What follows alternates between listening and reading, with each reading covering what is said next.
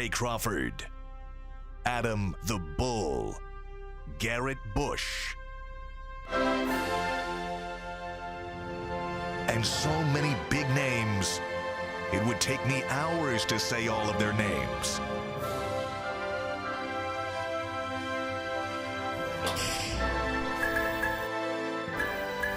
The ultimate Cleveland sports show. Booyah! Hey! Guardians Day!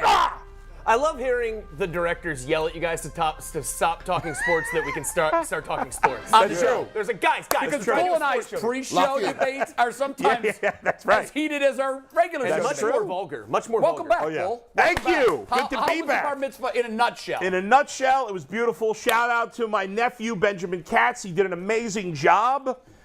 He read from the Torah beautifully. He gave a speech about all of us wanting to be the best versions of ourselves, which was beautiful. He did basically a TED Talk. He had a video presentation. Wow. He asked me to volunteer as part of it. This kid's I did gonna be my a wild little role. success, isn't he? He's an actor. He's a great kid. What's his name? Benjamin Katz. Just on the name alone, that kid's going Yeah, I want to places. invest in There it. you go. Yeah, So I mean, that sounds anyway. like a name from someone who's going to win an Oscar one day. Exactly. So it was a great weekend, a great trip, saw some friends, but mostly family time. And later I'll tell a story about how I yelled at somebody on the flight back to Cleveland. Yes. Oh, wow. And I Can't think wait. everybody, Tensions were high. including Jay, will agree with me. All That's right. my prediction. I may agree with you, but I wouldn't have done it. I don't know what the situation is. I All right. choose not Just to not do your it. style. I will tell you, Bull told us this on a meeting yesterday. Yeah. I don't like yelling at people in public. I don't typically. either, yeah. I actually agree with Bull here. I So think Bull's on the nice. right side of It's history. not a matter of whether you agree with him doing Yeah. it. Would you have done it? Most people No, would not have. no. Okay, yeah. No. I didn't remember telling you what happened. I guess I losing brain cells. Well, I already. can't wait for that story. Okay. We want to apologize about yesterday. Yesterday's show was cooking, man. Yeah. Thanks to the, how many? We had 6,000 views in the first hour. 6,000 views in the first hour. What did it get total once it was It's up? at about 14,000 now. So it was a big about show. 8,000 VOD, yeah. Unfortunately, we had some streaming issues that were not our fault. It was Putin. So between our signal here Definitely. going to YouTube, Yeah. there was some sort of snafu, not on us. We do apologize. Hopefully it's clear. Our feed looks good today. It looks good today. I do Good. want to shout out everybody who kept saying it was Jimmy Haslam's fault for sabotaging our show. Yeah, I believe that. More laughs out of that than I think I've gotten from, because there were creative comments blaming Jimmy Yeah. Haslam. And I want to thank each and every one of you who put in the YouTube chat, Yeah. tweeted us, put us on Instagram, Yeah. that it was Jimmy's fault. I genuinely enjoyed every single Well, one. Mike said it was Putin. I think it might have been. It might have been a combination. Maybe Well, we were Haslam going and in Putin so working hard together. at Haslam at the Yeah. time. Yep. Yes. That's what makes it so timely and That's funny. definitely possible. Yesterday, we talked on the program about how Jason brought it up that during the onside kick against the Jets game. Yeah. And I had a number of people look this up yesterday and send me the video Did you or see the the screen picture? grab. Oh yeah. Yeah, Earl sent it. I had a lot of people yesterday sending that to me either social media or through my email Oh, here with at the kids Channel on the 3. sideline? And it was circled. Here they are, Jimmy's grandkids. They were right next to the head coach of the Browns. I love this conspiracy. I do. It's not a conspiracy. It's been confirmed. Those are Yeah. Jimmy's grandkids. You think they're whispering in his ear and saying, "Is that what you think they have? You know what they're doing? Let's get on TV. How Yeah, do you right. get on TV? You stand behind the coach. Yeah. The fact that that's even happening at an NFL team, Yeah. Right. It's absurd. it is absurd. And It is also what it because is. of the technical Can't difficulties, happen. you never got a chance to get to the Guardians, which we were going to get to at the end of the show. Good point. And by the way, before we get to that, Yeah. if you want to chime in on the show, there's a great way to do it. You can always super chat us. Explain that. What is it? Well, super chat is, hey, you give a donation to the show, and we just put you on TV. we just shout you out and ask a question. Don't just send us random super chats or super stickers and then don't say anything. It's your chance to opine on what we're talking about. Get your So- opinion That's right. heard on the show. Yes. Does it guarantee if they do that they're going to be on the show? Yes. Yeah, how that much we do they will. pay? We Let's will. do it. Big Nuggets is bound by the gods to read that. By the Super Chat gods, The which YouTube I didn't even know gods. were a thing. They demand Okay, it. quick plug on what's coming up today. Obviously, Guardians, Yankees, and that's where we're going to start because today's game 1 of the ALDS. We're going to talk about the Browns' offense and how it matches up with the Bill Belichick vastly improved defense, which held the number 1 scoring offense on Sunday to 0 points. Adidi joins the show. Adidi's on at noon or 11:30? Noon. And then we're going to go through 60 ticks with Chetty Osman. Was that rate that 1 to 10? He's pretty funny. He's funny. It went 2 Good. minutes, and half of it is him thinking of the correct answers to some of these Oh, questions. nice. So he's deliberative. How was the handshake? Well, it was in the handshake montage. It was a very professional. He went in for the handshake, pro grip. yep, and it was. He Well, probably took a executed on seminar or both something ends. on how. Yeah. Yeah, how to pro grip with Mikey. Okay, Guardians Yankees. Yeah. Wow, we didn't unload our thoughts yesterday because of the Right. stream issues. You were watching it in the most nerve-wracking way possible. You were at the bar mitzvah, at the party for with game no TV 2. and bad internet. Right, like it was going in and out. I would have to like go outside every few minutes to like watch the game. It was such a mess. And as my car was coming back from the valet, I did see the final home run, and I'm like, yeah! And people are like, what is going on? What is he screaming about? Because many of them were probably Yankee fans, is my guess. Yes, which was interesting. And I'll tell you one thing. Look ahead to this series. I obviously ran into a lot of Yankee fans at this weekend. Although in New York, you meet people that root for every team. You do. And most of my friends are Mets fans. However, a lot of people, every Yankee fan I ran into, I think, brought up Miles Straw. And remember what happened early in the year? Yeah, they are on that story, and that's keeping the Yankee crowd mellow is an important storyline in these first 2 games. But great performance by the pitching against the Rays. Unbelievable. That was awesome. All-time great. Yes. I mean, first of all, more strikeouts in that game than any postseason game ever. Yeah. Maybe a longer extra innings game had more strikeouts in a regular season game, but well over 400 pitches. It was literally history that we witnessed on Saturday. And a lot of high stress moments in that game. Yeah. That pitchers and the Rays did a great job too with their pitching. I mean, they were great also. Phenomenal. And But, we talked about how they were a mirror image of the Guardians and that their bullpen was not as good, but very good. It was ironic to me that Corey Kluber, who's allowed a lot of postseason home runs for the Indians, gave up the postseason home run that allowed the Guardians to move on. It was kind of sad in a way.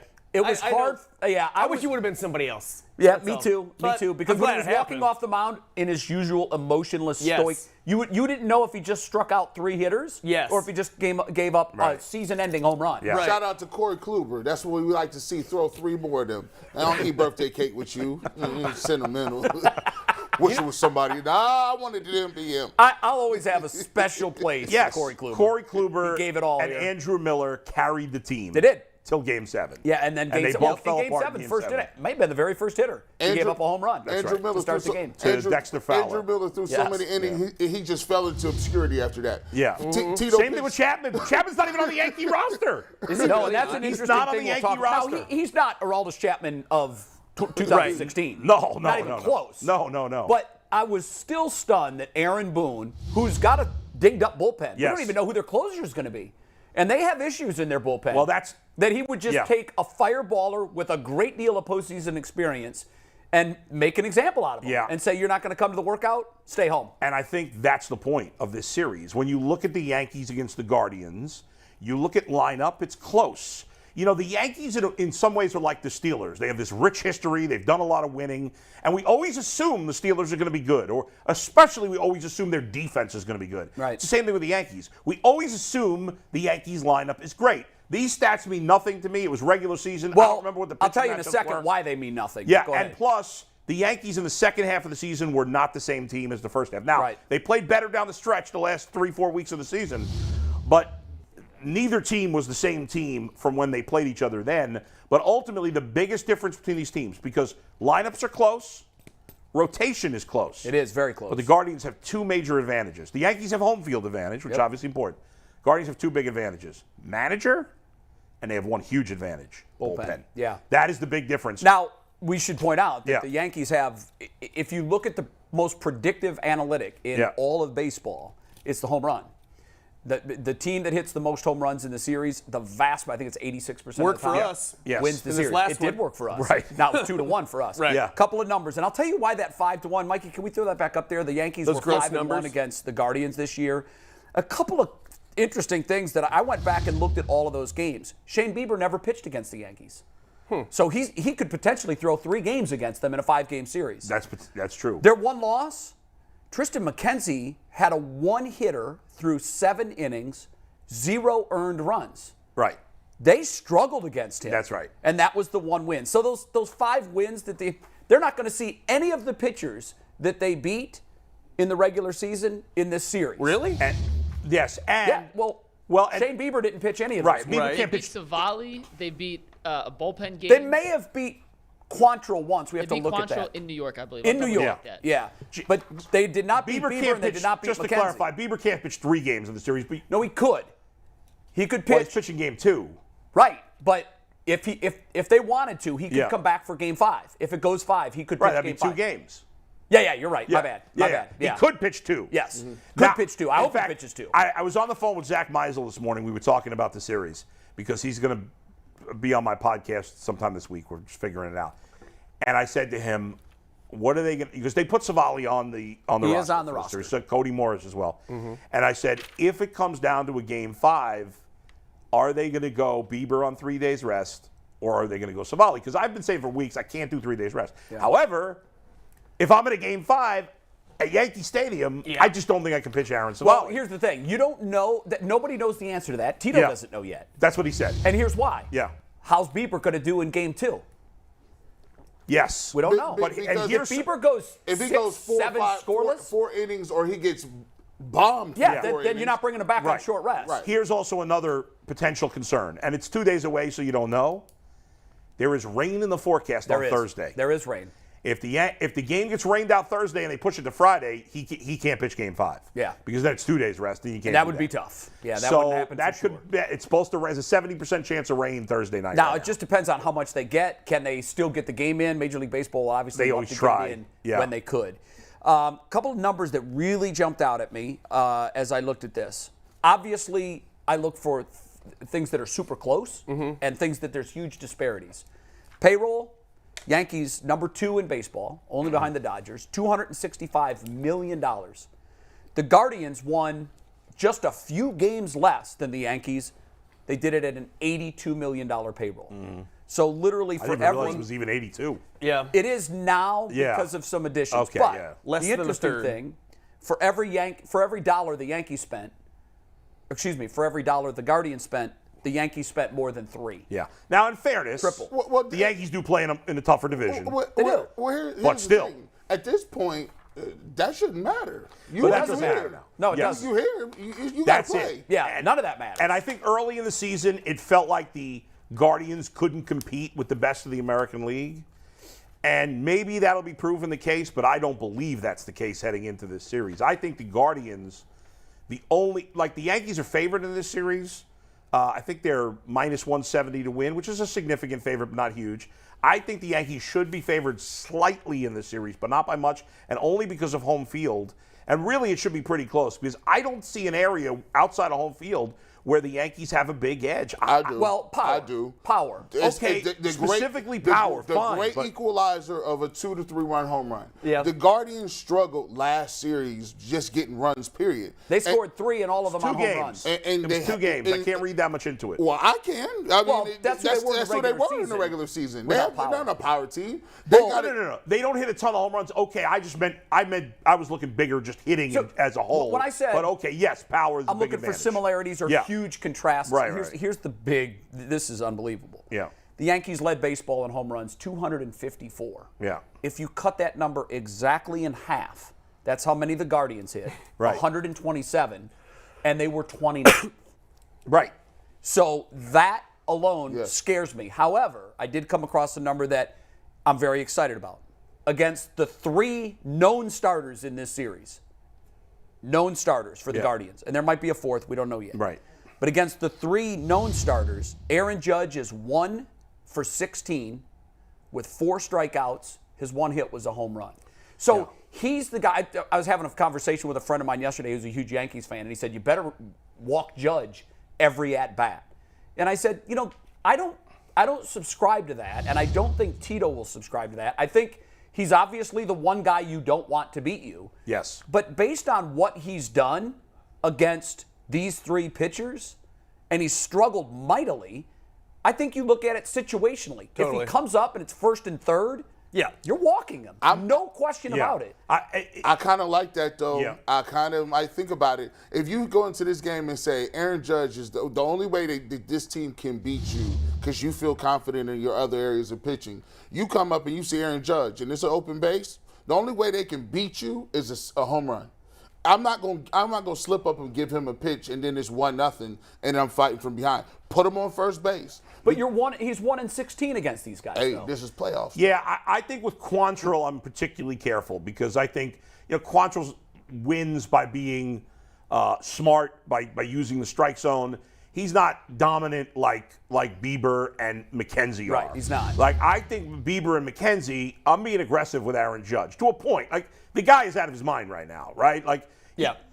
And the rest of the Yankee lineup is not great. No, it's not. It's not bad, but it's not great. The rest of their players are pitchable. So, yes, in a big spot, I'm going to be extremely careful. I cannot you make a mistake with Judge, forget about it. Especially at Yankee Stadium. Especially if this is going to be your third time in the batting order. If Right. he's third time in the batting order and he comes around, I'm putting him on first base. I'm not dealing with that. And that's the thing, is the Guardians bullpen is so good and so deep that You might not get through 3 times. Yeah, I mean, with Bieber and McKenzie, sure, you're going to trust those guys.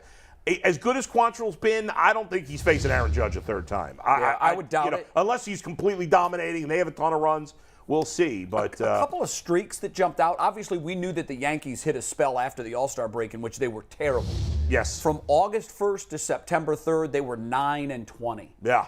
I like to hear that. Yes. I mean, and that wasn't that long ago. No, but they played better since then. They picked it up, but they were nowhere near the team that we saw pre-All-Star break when they were on pace to break the record. Everybody said this might be the best Yankee team ever. I'm like, are you out of your mind? Yeah, pump the brakes on that. So this best Yankees team ever went 9-20 over a month. This is what I love the most. The reason I'm most optimistic about this series, and I know in baseball momentum rarely carries over, but we've seen this Guardians team has been able to carry over momentum from the day before. Normally, it's that day's starting pitching. 26-6 in their last 32 games. Yes. And the Yankees haven't played a meaningful game in a long time. No, I know that. They haven't even played a game in a week. Yeah. So you would expect them to have some Right. rust.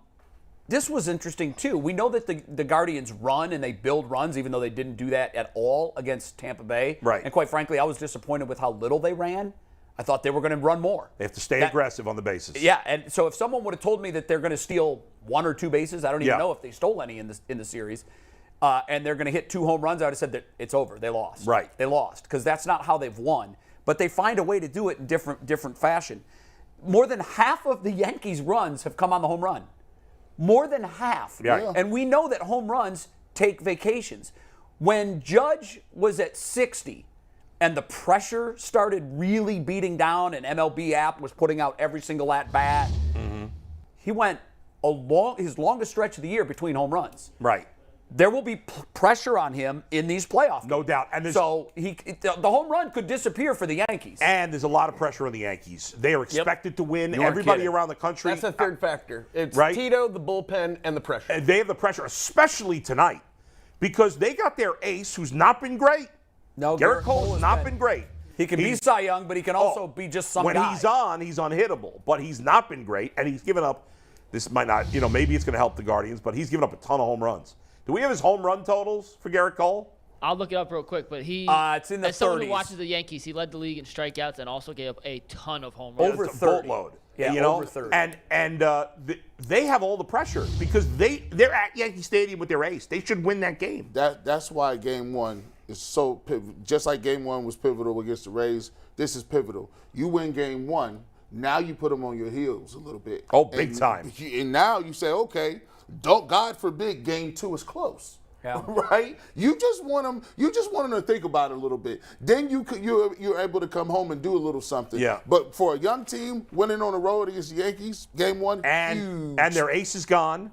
Yes. And now you have home field advantage if you win Game 1. It's big. And the other thing too, and I'll come to you in a second, McNuggets. The other thing about the pressure, and I love that you have that as one of the factors because there is no pressure in sports like New York City pressure. When they were 9-20, they were writing daily articles. All of the New York tabs, all of the papers in New York were writing daily articles talking about like blowing the team up, firing Cashman, Yes. firing Boone. Yes. Because once upon a time, that earlier in the season, they were the hottest team in the history of baseball. And so They're a spoiled pressure, team with a spoiled fan base. They are a wildly spoiled fan base. Yeah. And I promise you that the talk radio shows and the New York tabs, back pages, will be filled with criticism that they'll wake up to for Game 2. And we saw Yeah. what that pressure during that 9 and 20 spell did to them. Yep. They wilted under that pressure. Yes, they did. And in New York this weekend, when the Mets got eliminated, their brutal. fans are not the cocky level of Yankee fans. No, but they're close. But New Yorkers in general, we got a lot of confidence. We're a cocky bunch. Yes. Yankee fans are another level of cockiness. Yeah. But the Mets were getting destroyed. They were getting booed during Game 3, Yes. even before it was out of hand. Yes. They were getting booed. What do you If got, the Mike? Yankees Mike, what do you lose, got? real quick, if Sorry. the Yankees lose, they're going to get destroyed. Yeah, they it'll be will. fun. If the Guardians lose the series, we'll all be disappointed. We're playing no with house doubt. money. Yeah. But I mean, I'm not going to that crush makes us the dangerous. Guardians. If they lose to the Yankees, are we going to say, No. what a terrible season? dismantle- We'll meet him at the dismantle the airport. crew. We'll be mad and upset in the moment. Yes. But when we look back, the Yankees, Yeah. it's a disaster if Yeah. they lose the series. Go ahead, Mike. I got some Garrett Cole stats for you guys. In his one start against Cleveland this year, it was on July 2nd. He went 6 innings, gave up 3 hits, 2 runs, struck out 6. Both of those hits, home runs, though. On the season, Did he guess how win or many- lose that game? He won that game. Okay. He won that game. They won 13-4. It wasn't close. All right. On the season, Cole gave up 78 earned runs in total, 33 home runs. That was second most in all of Major League Baseball. Can you guess, just for fun, who gave up the most home runs in baseball this year? I never heard of the guy, so I don't know. Don't say Josiah it. Gray. So Why would you say it? You didn't even get a chance to guess. You wouldn't Listen, have the got that. box blocks me from looking at you directly, so I shouldn't see You wouldn't have thinking. got that. Josiah Gray gave up 38 home runs in 24 starts. Killing me. Wow. All right. One other yeah, number anyway. that was interesting. Yeah. The Yankees are the second oldest team in baseball. Did you exclusively look up positive stats for the Guardians? No, and no, not because learn there's some of these are anything? negative. Look at the home runs. The home runs. Some of them were having trouble with Yankees their are wives. a right one to now. 29. The Yankees are a very good team. Yes. They're a good very team. They're good team. experienced. So you could look But at that. so are the Guardians. That they're one of the oldest teams in the game. Yeah. You could look at that as a negative, but you can also look at it as they've got a lot of experience. Yes. And this Guardians team, most of them have 2 playoff games under their belt. But I'll tell you where they don't have a ton of experience in the playoffs, outside of Garrett Cole, is their pitching staff. I know. No, well, Severino's been there. But when's the last time he pitched a big game? I don't. He's been hurt for like the last 3 years. Yeah, I don't know how many he's even. I'm not thrown sure in the how many postseason. Mikey might be able to starts figure he's that made out. in the. Can you give us Severino how many innings he's pitched in the postseason? I'm Maybe looking it's for it more right than now. I think, but I don't think it's that much. Their bullpen, like their key guys, Clay Holmes, Scott Efros, who's a Some of rookie. these guys are hurt right now. They're nursing injuries. I don't even know who they're bringing in to close the game right now. Neither does Aaron Boone. I don't think they know. I don't think they do either. Probably And- situational. I would Yes. guess. Another one that Luis Severino, by the way, Bolt, Yeah. just so you know, has he has thrown. He's not been good in the postseason. He has thrown 32 and 2/3 of innings. All right, it's more than I thought. All right. But He when, gave up 19 runs. He's a 6.75 ERA. Oh, that's great. When's I the do last remember time one he start. actually He pitched in was the postseason? awful in one of his starts. This is another Yeah. big one that I love. They have a major league the Guardians, major league leading 30 wins in their final at bat. What we've seen in the playoffs for most of the games is that these turn into bullpen games. Yes. We made such a big issue about the Indians starters being dinged up before the World Series. But in reality, just about every one of those 7 games was decided when the starters were out of the game.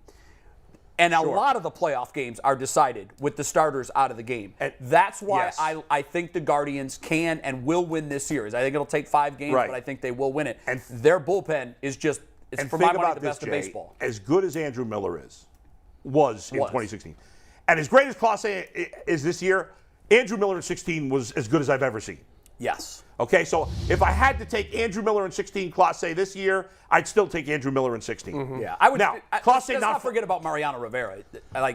Byron Rivera is the greatest reliever ever. Yeah, when you said Miller was as good as I've ever seen. But Miller in 16 for one season was as dominant as I've ever seen. You know, Rivera too. Sure. Rivera did it like 10 different Yeah, seasons. Rivera's MO Yeah. was doing that. But as a whole, this Guardians bullpen is better than that 16 bullpen. It's deeper. Much deeper. Y'all ain't even Because talk about Henches. This dude is out here They have nobody- bringing it. They Who all do- are. we say- but Hench's he was great. Yeah. I look at the Phenomenal. Yankees bullpen and I say, who do I trust? I look at the Guardians bullpen and I say, who do you not trust? I trust almost everybody. They gave I up trust some 6 guy hits. more than others. 6 hits in 2 games. Like I'm when any of those guys are in there, I feel like they're going to get me outs. Yeah. And I was watching these games from start to finish, and I must say, when did this happen in baseball that everybody throw 98? Everybody for the throw last 98. They talked about that on the telecast in Game 1. That's I can't remember what the numbers were, but I think it was in the 80s. There were 9 pitchers, I think, that were registered over 100 miles an hour in a season. Yeah. Everybody hit. I mean, everybody. Kluber hit 90 a couple of times in that game. Run-of-the-mill guys. It's standard. The guys who don't throw hard almost don't exist. Like guys like Kyle Hendricks of the Cubs, who was hurt this year. He's like an anomaly who doesn't throw hard. There's like almost none of those guys anymore. I'm sitting here looking at him like, well, if this guy has breaking pitches, how you hit that? Like, he's throwing 98. And they do. Their complimentary pitch is like, in the case of Clase, he throws a 99-mile-an-hour cutter. Yeah, well, that's what makes him special. I mean, what makes him special is he can blast you at 103 with a four-seam. Yeah. And then throw a pitch with a lot of movement on it that's going 99 miles an hour. I'm assuming that's why they're getting rid of the shift. That's a part of it, I would guess. Well, they're getting rid of the shift for offensive reasons. Right. The numbers offensively are down. But here's a longer-standing problem. We've talked about in sports how 50-yard field goals used to be like, oh, my gosh. Mm-hmm. Right. There was last night, the Chiefs kicker, who's not even their regular kicker, kicked a 59-yarder. Yeah. Like, we've seen over the last 10 years with weight training and certain specified drills that the punters are punting the ball way further than they used to. Ray Guy used to lead the league every year. He'd be mediocre now. The field goal kickers, much stronger. The pitchers, much stronger. Here's where baseball might run into a problem. In '69, I think, they lowered the mound. Yep. And they did that basically because one pitcher was blowing away everybody. Right. So they lowered the mound thinking that would help with the offense. And it did.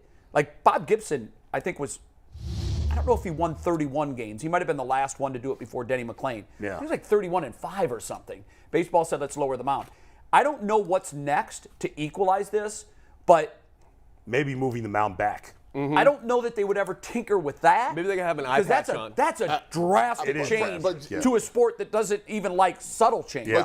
But maybe lowering the mound again. Maybe. I don't know. The league average 243 is the lowest since the 60s. Yeah. And more strikeouts than ever before. Yeah. Now, granted, the game has changed with the analytics. They say just go ahead and swing away. It doesn't hurt you as much to strike out.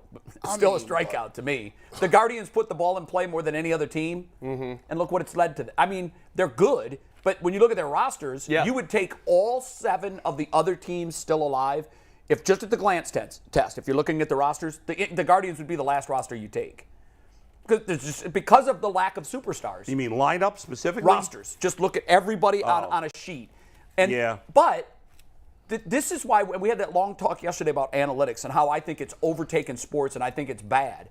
I think it has a place in sports. But last night, I watched a team with the best kicker in football, or one of them, pass on an extra point against the Chiefs on the road with 4 minutes to go. I didn't think I would ever see that in my lifetime. Yeah, I don't think you can blame analytics for that. I think that's a bad coaching decision. No, it's analytics that led to a bad decision. I don't agree with that. The analytics will tell you that, and both Troy Aikman and Joe Buck said in the moment, I like this decision. This is I don't the right like decision. it. And my guy who I go to for analytics, Cleve TA, said that was not the analytics. It was a terrible play. Was not. You have a tie game in your hand against the Kansas City Chiefs, who, yes, they had gotten hot in the second half, but you had stopped them a number of times in the game.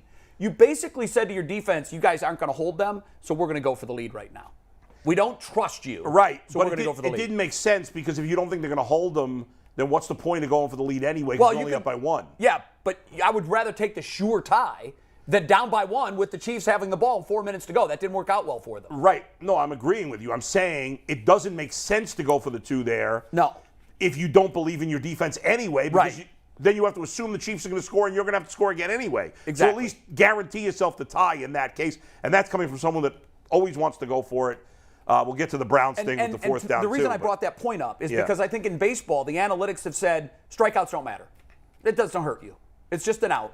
Don't worry about it. And because of that, every team sets new records for strikeouts every year. They're all swinging and missing. It's hard to watch. Now, some of that has to do with the fact that all these pitchers are blowing hitters away. But the other thing is the game is just the analytics have said doesn't matter if you strike out a lot. Just hit a lot of home runs and it will all come out in the wash. Yeah. Well, the Guardians really defied all of that logic this year. They put the ball in play more than any other team. Yeah. They run more than any other team. They go first to third more than any other team. It's small ball to a certain extent. Now, they're doing it out of necessity. They don't have the guys that can hit the ball out of the park.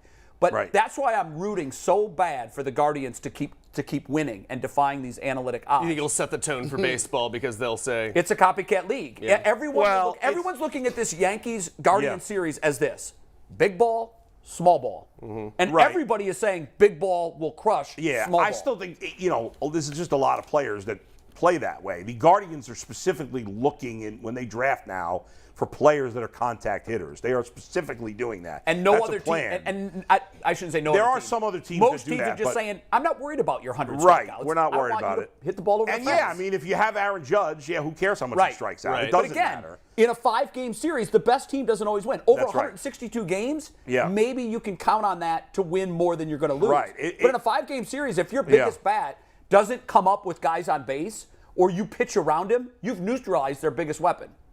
Yeah, that's true. And the Guardians have to be true to themselves. I thought they should have ran more, as you said, in the first series. They've got to run more in this series. They've got to be aggressive on the base paths. I think that's how they won all season, is being aggressive on the bases when they have their opportunities. Keep it up. And they got to do that. And they're going to have to, because the Yankees are not. They're not going to hold the Yankees to one run in the first 2 games. It's unlikely. All right, we got to wrap this up, talk a little Browns. Reminders to everyone out there, if you are not subscribed to the Ultimate Cleveland Sports Show, make sure you hit that subscribe button, ring that bell. But real quick, before we move on, we have an exclusive interview with Austin Hedges before tonight's game. Austin, how you feeling? By Saturday night, I will be covered in champagne again. Guardians in 3. Yeah. Austin, just a word of advice. Keep your shirt on for the next celebration. Yeah, do it. Wasn't a great look. Austin says good no. for him, Austin. But I love Austin Hedges. Steve, by the way, Steve Phillips on MLB Radio this morning picked the Yankees in 3, so bleep Steve. He's a New York homer. Yeah. But he's not from New York originally. No, but he was He's GM from for the Detroit. Mets. He was GM for the Mets. Right, but it didn't end well for him.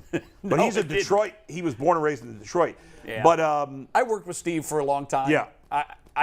I would be stunned if he would have predicted anybody but the Yankees. yeah. I don't think he's watched many Guardians games this year. But one thing, I think we should all predict how this series is going to go. I think Guardians in 5, and I think they're all going to be close. G?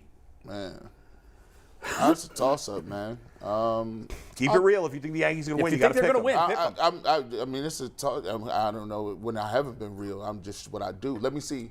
I think it'll be a close one, man. I think if the Guardians win Game 1, I think they'll win the series. Well, but let's just go hard. Let's go. No fence riding. I'll go with the Guardians in the shocker. Nice. 5? All games. All games. All games. Mike? I'm going to go Yankees in 4, but no shame in it. Guardians in 5, and we're going to be, you know how we were talking about will it be Savali or Bieber in Game 5? Yeah. My prediction is it's neither. It's bullpen game in Game 5. They could do that. And the Guardians win it with a Who bullpen starts? game. Who do they start in that? I'd go with Henches. I think he can stretch it out and give them Yes. 3 or 4, and you'd want to get 3 or 4 under your belt in a bullpen game. Yes. You agree? I Henches? think that's a guy that makes a They lot were of sense. Well, that's so good decided. in the bullpen. I will say this though, and it just TV doesn't do it justice because the automatic iris on a camera can open up to the fact where it always looks like it's a day game. Being I was, close to the field. Let's explain your ridiculous seats that I kept I getting know. pictures of you on Absurd. TV. Yeah, I and did stuff too. Like that, 'cause It was you had insane. I know. People Everybody's like, I like, see you. why aren't you with Jay? Look at Jay. Because you were in the bullpen next to the bullpen. I was in the Very I was visible in through the the dugout broadcast. suite next to. I'm That's standing pretty next to a sweet piece right of there. plexiglass, and Tito Francona was standing right here. Mikey, if you have I a was picture literally of me right at there. that Who is game the in my high roller seats, that I'd like got to see JV it. If seats? it's, I've sent it to you guys on your phone. Yeah, If you have it. We'll He go was on he was text. sitting. No hurry. He was sitting here- on top of the scoreboard. Here's why I bring that up. I bring that up because if you've never attempted to hit in a situation in which they were hitting from the 7th inning on, it literally is like someone puts a bag over your head. Yeah. The second the instant the ball comes out of the pitcher's hand. For most of early on in the in the late portions of the game, it was half and half. So you see this white object coming, and I basically was 30 feet from home plate. I had a very similar view that the hitter had. You see the white ball, and I'm not kidding, guys. It completely disappeared. You know how your eyes, like when you come out of a movie, You're adjusting. Yeah. a normal daylight, it's like, oh my God, it's the nuclear winter. Well, that contrast, that sudden contrast, messes with your eyes.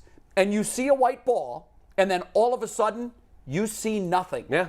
Well, they sure didn't for about 15 innings there. I mean, when at twilight came, it was going from light to dark to light, and these dudes were swinging late as hell. Some people didn't even swing the bat. They're just like, Well, they were swinging, but it was defensive or it was just a hopeful swing. And I said, unless someone accidentally runs into one, which I don't think happened. Right. I don't think that happened.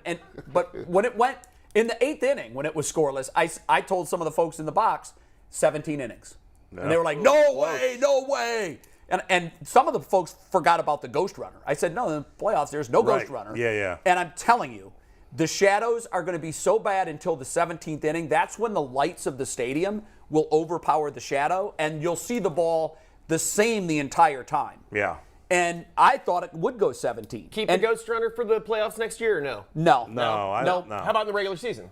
No. I like it. I'm fine with it. You like it regular season, not in the playoffs. Okay, just checking. And I No generally postseason don't ghost like to runner. switch rules, but in this particular case, I like it. My dad was freaking out about the ghost, man. He was at my house watching the game. Hey, man, I don't like that. Somebody got on. I think, who was it that, by the way, there was some tremendous defensive Jose plays. Ramirez. That was incredible. With two of the best defensive plays of the The season. backhand on third base down the line. And the throw. Yep. And then the scoop at first. And stretch by Naylor. The defense has been Big great. guys aren't supposed to be able to do the split. No, His that was pretty crotch impressive. still has to hurt today. It has to. No matter what And he it was says. especially because Jose struck out with the bases loaded and nobody out early in the game. that I was was like, brutal. oh my God. Just put And the then- ball in play and then the it's a double run. play, and then I know. I ain't gonna lie, But- Bull. I gotta agree with Jay. I don't know which one of y'all said it, so we can flip flop on this one. But Miles Straw can't put the ball nowhere in play. He probably bat like 105. I don't care. But in center field, He gets the best jumps I've seen in years. He gets to everything. He got to a ball that's a guaranteed double and caught it standing up. I said He helped get me to a third-place finish in fantasy baseball. You'll always appreciate it. $805, baby. Killed him. I said this guy Got is me some steals down the I stretch. said this guy's he's tracking everything down. And to your point, they used to say, well, Mickey Mantle got to everything. He never dove for balls. Yeah. Mickey Mantle wasn't that sliding, diving, center fielder. It's because he didn't need to.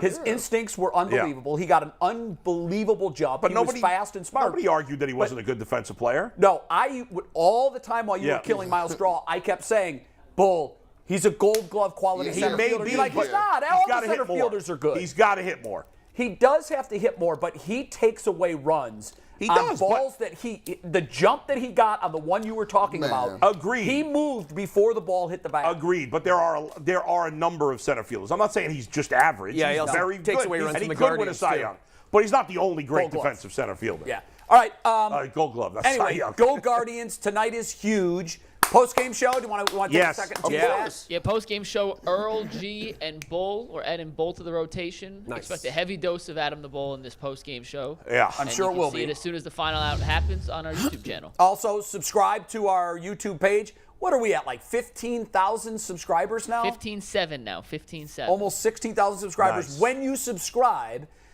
hit the notifications bell. So the second we start the post-game show tonight, you'll get a notification.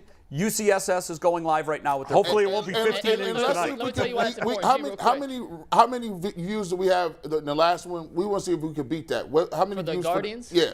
Like 5,000? When did you guys start? Right after the game. 6,000? So you started after the 17th Yep. After the 15 15th innings. inning. Yep. Wow. Yeah, but at least it wasn't late at night like it would No, be I know tonight. exactly. And tonight, if it goes 7:37 start tonight. Seven- If it 37 goes 15 innings tonight, there will be no post-game. It'll be 1 o'clock in the morning. Why? They stopped selling beer in the 7th. I'm doing a Bull's post here game. for it. Hey, I'm up I for don't the care what smoke. time the game ends. I'm doing a post game. I got I'm in. I got insomnia. I take Ambien. Folks, I'll be we good. will be on no matter what time the game ends. Yeah, we love will that. be there. I love that. And Okay. real quick, let me tell you why it's important to hit that notification bell, though. We can't schedule or set the link up until we go live. So you literally will not know till we're live if you don't hit that notification bell. Right. Until we hit that go live button. So you don't want to not be notified. Right. Or you'll miss the beginning, and the beginning has produced some of the greatest moments in post-game show history. It's unbelievable. You don't want to I miss the mean, very beginning. 5 for 5 now that the game has been decided on the Browns postgame show. Right. While our postgame show is on the air. We're 7 for 7 actually because 2-1 they won with Jose both Ramirez. Guardians games, Yeah. too, yeah. Innings with the Guardians. Yeah. Wait, well, you guys weren't on yet. Well, but you when don't those- come on until the game's Yeah, over. until it's over. But Yeah. at least Still at least when as it ended, you're right. Yeah, yeah, it yeah. It ended in Yeah. excitement. One other thing that I want to point out, in digging through some of our analytics, people that are watching our show, if you know someone, and I'm guessing that most of our viewers do, if you know someone who is from Cleveland, who is a diehard sports fan, but they moved to Las Vegas, or they moved to Houston, or they moved to LA, or they moved to Europe, or wherever. Like some jerk ass. Half of our viewers are from outside the state of Ohio. Yeah. Which blew me away when I heard that. Yes. And I constantly am hearing from people that aren't in Ohio that say, I feel like I'm home again. Because I can watch and sloth around in your misery just like you do. To your point, Jay, and as we transfer to the Browns here, I was in, where was I? Staten Island, all right? Because I was staying in New Jersey, and we had one afternoon free when we were in town for the bar mitzvah, and we met up, my wife and I and my son met up with my mother. She lives in Brooklyn, so we met in the middle in Staten Island, right? So we go for some Italian food, and then after we went to Carvel. Have you been to Carvel, Jay? Oh, many times. You've been to Carvel? Many times. Okay, so we go to Carvel. I walk into Carvel, and there's an old dude in there with a Browns jacket. Wow. Yeah. They're everywhere. Staten Island. And this, in New York, there are a lot, especially Browns, not as much Guardians. Right. But the Browns, if you look at 60 and 70-year-old guys, I've met a ton of guys in New York that are big the Browns Jim Brown fans. factor. Yes, because they were on TV, and the Giants sucked back then. And I said to I started talking to the guy, do you know about this show? He didn't know anything about it. And anyway, he claims he's going to watch. Well, what I would do is the reason I brought that up, if you know somebody, and I know you do, that no longer lives in the Cleveland area and they want their Cleveland sports fix, send them a link to our show. Tell them about the Ultimate Cleveland Sports Show, because a lot of folks from a lot of different areas are watching the program. And by the way, if you are watching and you're watching from outside of Ohio, hit us up in the chat. Let us know where you're watching from so we can kind of shout you out and let folks know that I hear from a guy every day that watches from Memphis, Tennessee. Yeah. And he sends me his thoughts on the show, long email, every day. What a treat. This guy is watching. Have you guys checked out the Roku app? I put it on. Yeah. I downloaded it. It's on my TV. That's super easy to watch. And it's super easy. You just downloaded the Roku app, and it gives you all the Locked On guys that are on there. Locked On Browns, Guardians, all the Cavs, Ohio State Buckeyes. Our show is on there. Yeah. And you can stream it directly with your Roku to your TV. I just downloaded it the other day. Super easy, super clean, and it looks great on big Real television. Cleveland sports presentation. We have Midwest accents. We're not in great shape. Well, I don't we're know exactly what you are looking for, people. Yeah. By the way, quick sidebar, speaking of Midwest accents and accents in general, I was saying this to my wife. We were using a GPS at one point, and I said, wouldn't it be awesome if, you know how you have the directions on your phone, the GPS on your phone, and it's like a woman's voice, and she's telling me, wouldn't it be awesome if you, as you went from state to state, that the accent changed to the regional accent? Yeah. That would be great. Well, Somebody's got to start that. On Waze, you can personalize it. You have to record like 100 different directions. Yeah.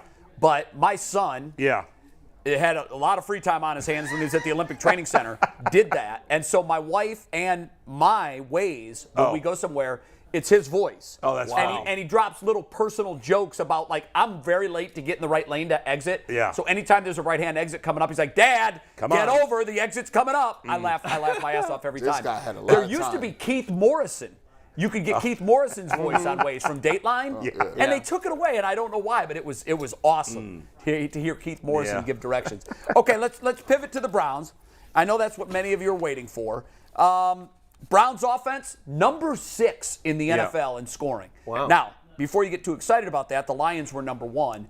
The Patriots defense, which is number 12 in allowing the fewest points, held the Lions to a shutout. They didn't score at all against Bill Belichick. Yeah. He just out-schemed the Lions, and it was that simple. How does that match up, the Browns offense versus the Patriots defense, shake up to you? Let me say this. Let me start, Jay, because obviously you guys talked a lot about the game this weekend. I didn't get a chance to talk about it, so let me just give you a minute on what happened this past weekend before we move forward. Because, and I didn't get a chance to watch yesterday's show because I was flying back and whatever. But there's a lot of angst and aggravation right now, and I can't believe that I got to be the voice of reason, because I'm never the voice of reason, especially 2 weeks in a row. But I think people need to calm down a little bit. I think when football is such a monster in this country, it's so much more popular than every other sport that it's not even close, and especially in Cleveland, it's such a monster, the Browns, that we treat every game as if it's the entire season, which is great, but it's also can be a problem. The bottom line is the Browns have their flaws. Their flaws are on defense. The pass defense was bad the first 3 weeks. It has improved. I thought they did a pretty good job because I didn't get a chance to watch the Browns game until yesterday. Oh, really? Because I couldn't watch it on Sunday. So I finally had a chance to watch it yesterday when I got back. I got home, I unpacked, and then I watched the game.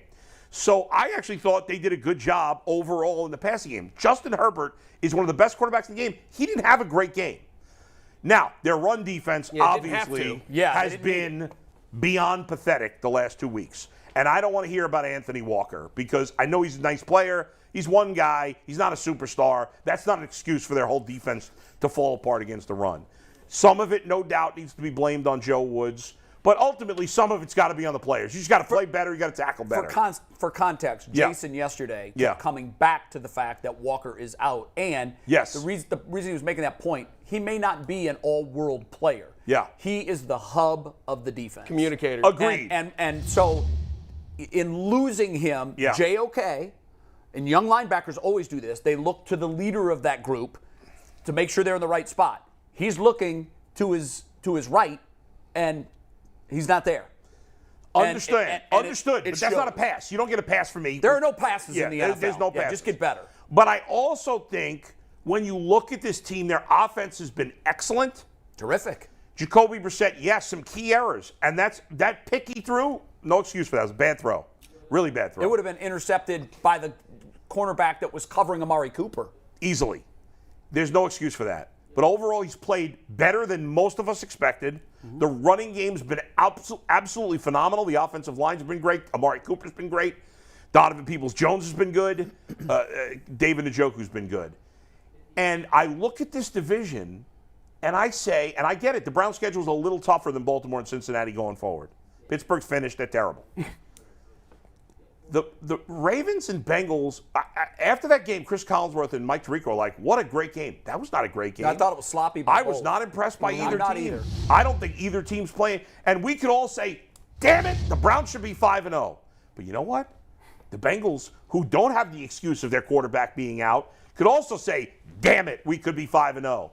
It doesn't matter. Right. The Browns, I know it's easy to say they're not going to win. If they win their next two games against New England and Baltimore, they're in first place. Those are huge They're in ifs. first. It's huge ifs, but the league is a week-to-week league, and 5 weeks is not a whole season. No, I get it. The defense hasn't played well, and it's got to improve. I don't agree. But you can't write this team off yet. The league is a week-to-week league, but when you have major deficits in fundamentals on your team, that transfers every week. But, gee, they didn't have – but every week. No, but things change as the season goes, right? They trade for Deion Jones. Now, he was great when he first came into the league. He hasn't been as good recently. We'll see where he is on this new team.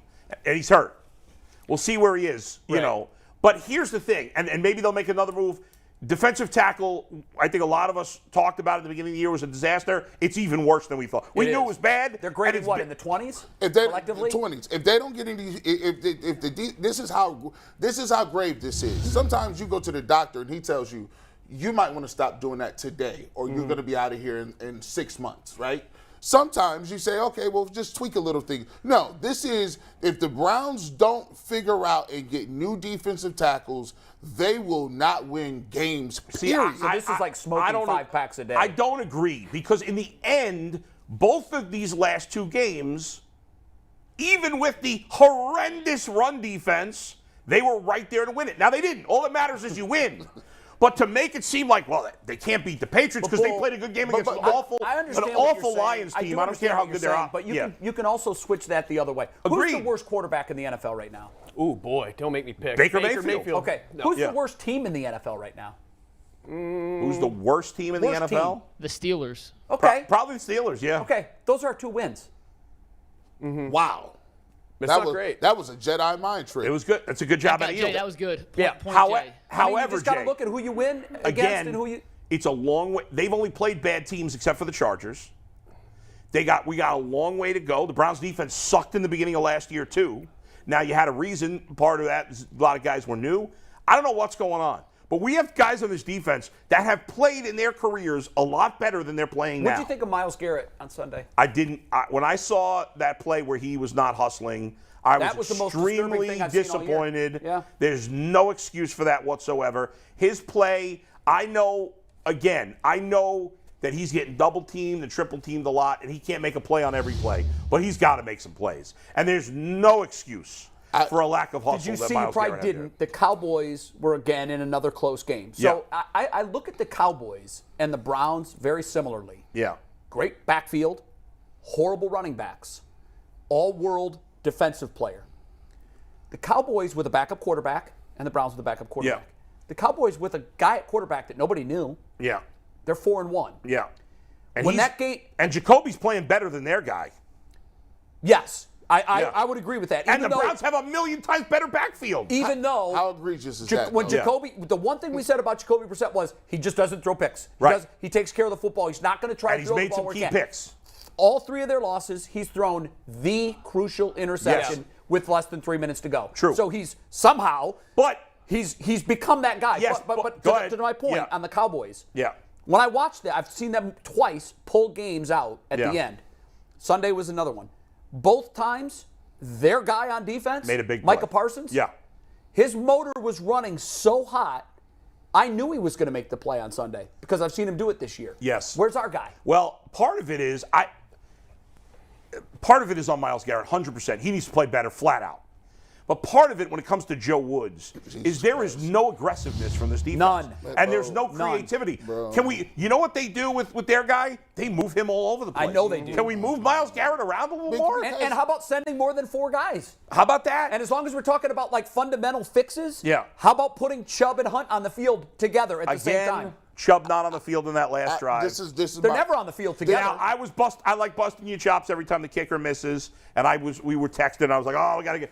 I was long over the fourth, but I think he's a good kicker. But he's got to make those kicks. He's got to make them. He's Listen, gotta I'll make be the those first kicks. one to agree. He's got to be better than what we've seen. What is easier, getting a new coach or getting players? No. Listen, the players got to be better. You can't give the players a pass. But I have no problem if they wanted to fire Joe Woods right now. I think if it doesn't improve by the bye, you have to buy. At that point, you'll have 2 weeks to get the new guy up to snuff. Let me ask By you the way, this, after though. this year, get the special teams coach out of here too. Thank you. What the hell has he done? Yeah, I know. Fire his ass. Been here like 20 years, something like that, right? I mean, this is my thing. The problem with Cleveland in general is they won't go all the way with it, right? Matt Rule was done. He didn't say, get him out. I ain't got no You're time not for that. advocating firing Stefanski. No, I'm advocating firing Joe Woods. Stefanski is the person who's supposed to be doing that. At the end of the day, you watch the Cleveland Browns rush 4 people because they are lulled to sleep by saying, for everybody that talks about Myles Garrett, we've done a disservice to a certain extent. We put Myles Garrett on the end and say, go win one-on-one matchups, 70 snaps. You don't move him around. You don't blitz. He gets triple teamed, and the coach sits there, and he doesn't. What do you do all week? I don't know what he does all week. They don't change the game plan They at don't change all. the game Let me plan. ask you this, Deanna. You can't jump in his mind. He's the only guy that could answer this question. Yeah. But as I'm trying to figure out why Myles Garrett is not hustling, Right. typically when players are in that mode, I've had guys tell me, man, fundamentally we are so messed up, and I just disagree with what we're doing. I wonder if Myles Garrett is saying, he's frustrated, why aren't we no sending doubt. safeties? Guaranteed. Why aren't we sending linebackers? Yeah. I'm supposed to get home all the time, and I'm double and triple teamed. We're running into a brick wall here. It's so demoralizing when you got coaches, and it happens at every level. Coaches are insulated to a point where we, to a fault, give them benefit after benefit after benefit of the doubt. We don't got my guys. We had a couple plays here, missed assignments. Maybe we need to do this. Let's tweak this. I went back and just did myself a favor. I got a video coming out too. Y'all might want to watch it. It shows you year by year. Every single coach that we've had for the Cleveland Browns say the exact same thing that Joe Woods did. Mm-hmm. Every one of them. We got guys that are trying hard. We're going to figure it out. Doesn't matter. It's every single one of them. Yeah, I mean, you want to fire him now? Do they have a guy to step in there? He can't be worse. How can it be worse? Let me ask you this, because you've been part of a football team, and you know how disruptive a mid-season change can be. I've had guys tell me, Bill Polian once, who is longtime GM, Colts, a lot of success, he told me once, when you make a change in the middle of the season, you're waving the white flag on that season. I don't agree with that. Here's why I don't agree with that. I mean, unless it's like Matt Rule and it's early. If I'm a soldier on the field and I'm out here trying to get the best, and we think we're not being put in the best position to make a play, we feel like the coach is standing in front of the way we want to get to. He's holding us back. So if you give another guy an opportunity, it's a fresh set of eyes. It's a new perspective. It's like, guys, hey, let's be collaborative here. Yeah. Let's put you in the best place. That's fine, G, but also the players got to be better. Yes. The Browns have committed a lot of money to this defense, and they're not playing well enough. When Right. When Freddie Kitchens became the offensive coordinator, I didn't have any expectations. I'm like, oh, great, now you're going to pivot in the middle of the season. How's that going to work out? And he Looked also like did a good job. Looked like a different offense. And then they made the mistake of giving him the head coaching job. Which was a mistake, clearly. It is. Sometimes, and Hey, on I got to interrupt because we got a super chat I got to ask you guys. It's from Donnie M. How many rush yards do you think Nick Chubb and our offense would average against our run defense? 300. Oh, my God. Well, it all depends on who the coach was. By the way, Well, he's averaging 120 against the rest of the NFL. It'd be two. With him and Kareem Hunt, 270. by the way, Easy. What's funny is even though Jacoby Brissett, despite the picks, is way down the list of who you blame for them being 2 and 3, right? Because obviously most of it's on the defense. He's on the list, though. He's on the list, but he's below the defense and the special teams, I would say. Right. But Yes. he's on the list, no doubt. The only people you don't blame is the O-line and the running backs. I don't been blame them. phenomenal. Oh, and by the way, But David if Njoku's been pretty good, too. He has. Njoku's been great. The receiver, been pretty good. listen, we thought there were two major issues on this team. The receivers and the defensive tackles. The receivers, Cooper's been excellent. Donovan Peoples-Jones has been good enough. He's the third receiver. Yeah. The Njoku's been really good. But that's fine. They're fine there. Yeah, you'd love them to have another good receiver. And Stefanski is fine, too. The offense is not the problem. And Stefanski, the play calling is fine. We could always, other than using Chubb and Hunt together. we could always, look at some things and pick and choose here. Yeah. It's the defense that's the problem. However, even with saying that, these guys, I was here before, and these guys were asking me, or Director Steve, who doesn't usually ask sports questions, said to me, if Deshaun Watson was playing, what would the Browns' record be? I I said 5-0. Yeah, I asked that yesterday on the show, and I said everybody 5-0. said either 5-0 or 4-1. Right. Right. Yeah. I like your positivity as far as the 2 and 3 thing. I think the Browns are going I to know. win against I know. Patriots. Here, Mark but it down. You guaranteed it. I will buy a Baker Mayfield Carolina Panthers jersey if the Browns lose. I love it. I love it. Wait a minute. But you do understand. I heard that. You do I will do understand. it. You I will do it. understand, though. I won't wear it, but I'll buy it. You understand that Well, I'll have to wear it on the show once. those are just if I can fit it. Those are just numbers. Yeah. And what we are reacting to as a fan base is the manner in which they're losing these games. I get it. We 100%. all 100% thought that or most people thought we were going to lose that game. We didn't think that if you would have told them that we were going to score that many points, you would have been like, oh my gosh, you would have been really surprised by that.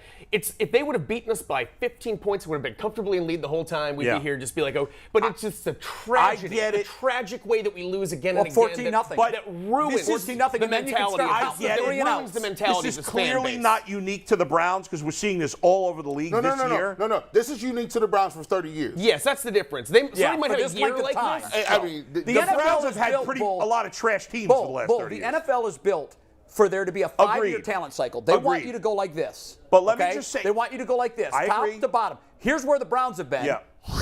Here's where the Steelers and Patriots have been. Okay, but the Steelers suck. They're awful. Yeah, They're now, horrible. well, football imagine team. do it for 30 But let me years. say this. I get it. I get that Browns fans don't want to be patient. I understand that. Which one of us picked the Browns? Did any of us pick the Browns to make the playoffs when we knew Watson was going to be suspended for 11 games? Brad was the only Yeah. one. who Brad just was won. the only one, all right? I hate to say wait till next year, but I think the fact that Deshaun Watson, whether they end up making the playoffs or not, and I don't think the playoffs are out of the question this year because the AFC top to bottom is not as good as I thought it would be, at least right now. Yeah. Just like the Browns could play better, so could the Bengals, so could the Ravens, so could some of these other teams that aren't 5 playing in, great. they're a game out of first place. They are. But what I would say is the fact that Watson's going to get to play 6 games before starting.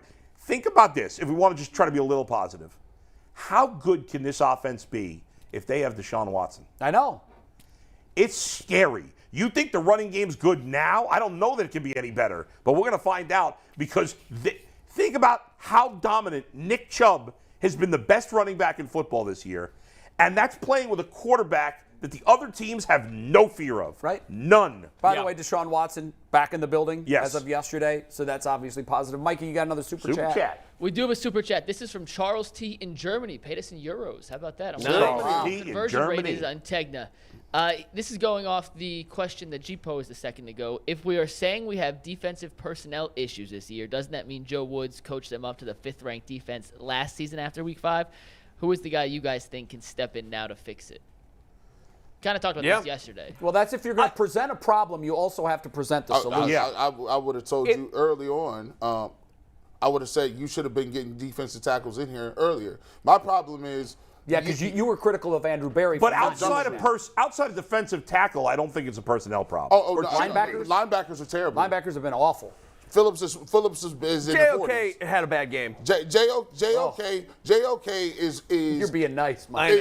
oh gosh, he's light, and this is another thing. If you are going to have light linebackers that are fast and run sideline to sideline, able to tackle. you better keep people off of them.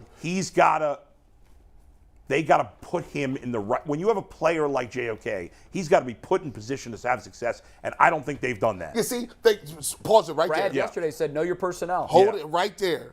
So if Joe Woods knows that the linebacker needs to be put in specific places, it's egregious that you just sit him out here like he's a 4-3 wheel linebacker, like he's regular, and just say, go play. No. You have He's to a put, safety. He's a safety.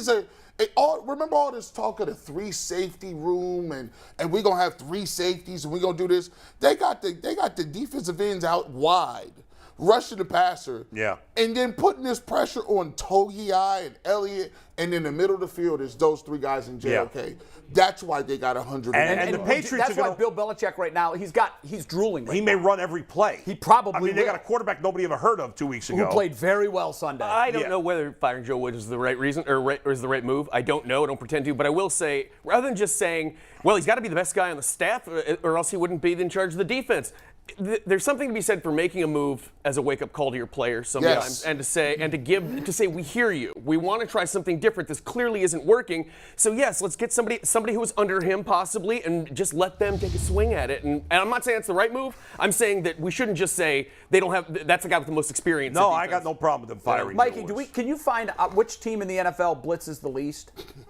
Mikey, find that eye test. Gotta be I don't like to pick stuff on eye test, but Lord, I mean, I'd be shocked if it's not Cleveland. I'll look it up. I am too. That's why I Aditi's gonna asked hop you. on any second, so once I get her situated, I'll look it up. But I would be shocked if it's. I think Bull's on it right now. We'll see. And I just don't get it.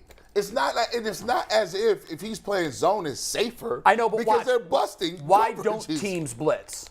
Typically. Because they feel like if you don't get home, it's one-on-one coverage, and now you give up a big play. So what it tells me is Joe Woods doesn't have enough faith in his cover guys to be able to lock down their guy for 3 seconds. I love if this you're action blitzing, shot. That's my favorite action shot. It's not popping up. I'll tell you. And by the way, we have to say, Mike Williams just really did give Denzel Ward 130 some odd yards. He's huge, Mike Williams. He That's does. a tough cover for anybody, but for Denzel in particular. By the way, one other thing we got to talk about before we bring on Adidi, I had Jay worked up beyond all reasonable doubt by my Baker Mayfield text messages. I finally said to Bull, He was so angry. Enough. He was giving him the business. He said, come on. Jay was like, come on, man. He got derangement syndrome. Baker derangement syndrome. Yes, and I triggered you. You're triggered by Baker. No, I triggered you. Here's what You guys are both great at triggering each other. This is the God's honest truth. Yeah. When Baker was traded, that guy, for me, was so far out of sight. Now, he was on the radar for the week 1 because he was the. We were all talking about it. Right, but I have never gone and looked up the stats. I don't care what his stats Jay, are. you're Baker, full of every baloney. week, Bull. Baker just threw another pick 6. Hey, if Baker were playing well, you'd be bringing it up and you know it. Bull, I don't care. Bull. Right hand to God, Adidi, we're I gonna don't stop care. this. I'll put in the kibosh. We got Adidi. Adidi, please save us from going down a Baker Mayfield rabbit hole. Adidi, ASAP. Thank you. Yes. Adidi, like Jay, is a Baker apologist. Oh. Adidi, hold on. Adidi, Guardians are in the playoffs. The Browns have a game this weekend. Obviously, we're debating Baker Mayfield. I was right. Please go. By the way, for the record, Adidi, I love you, but I was right that Baker sucks, and I'm right that the Steelers suck. Are we ready to admit both those things, or is it not enough time yet?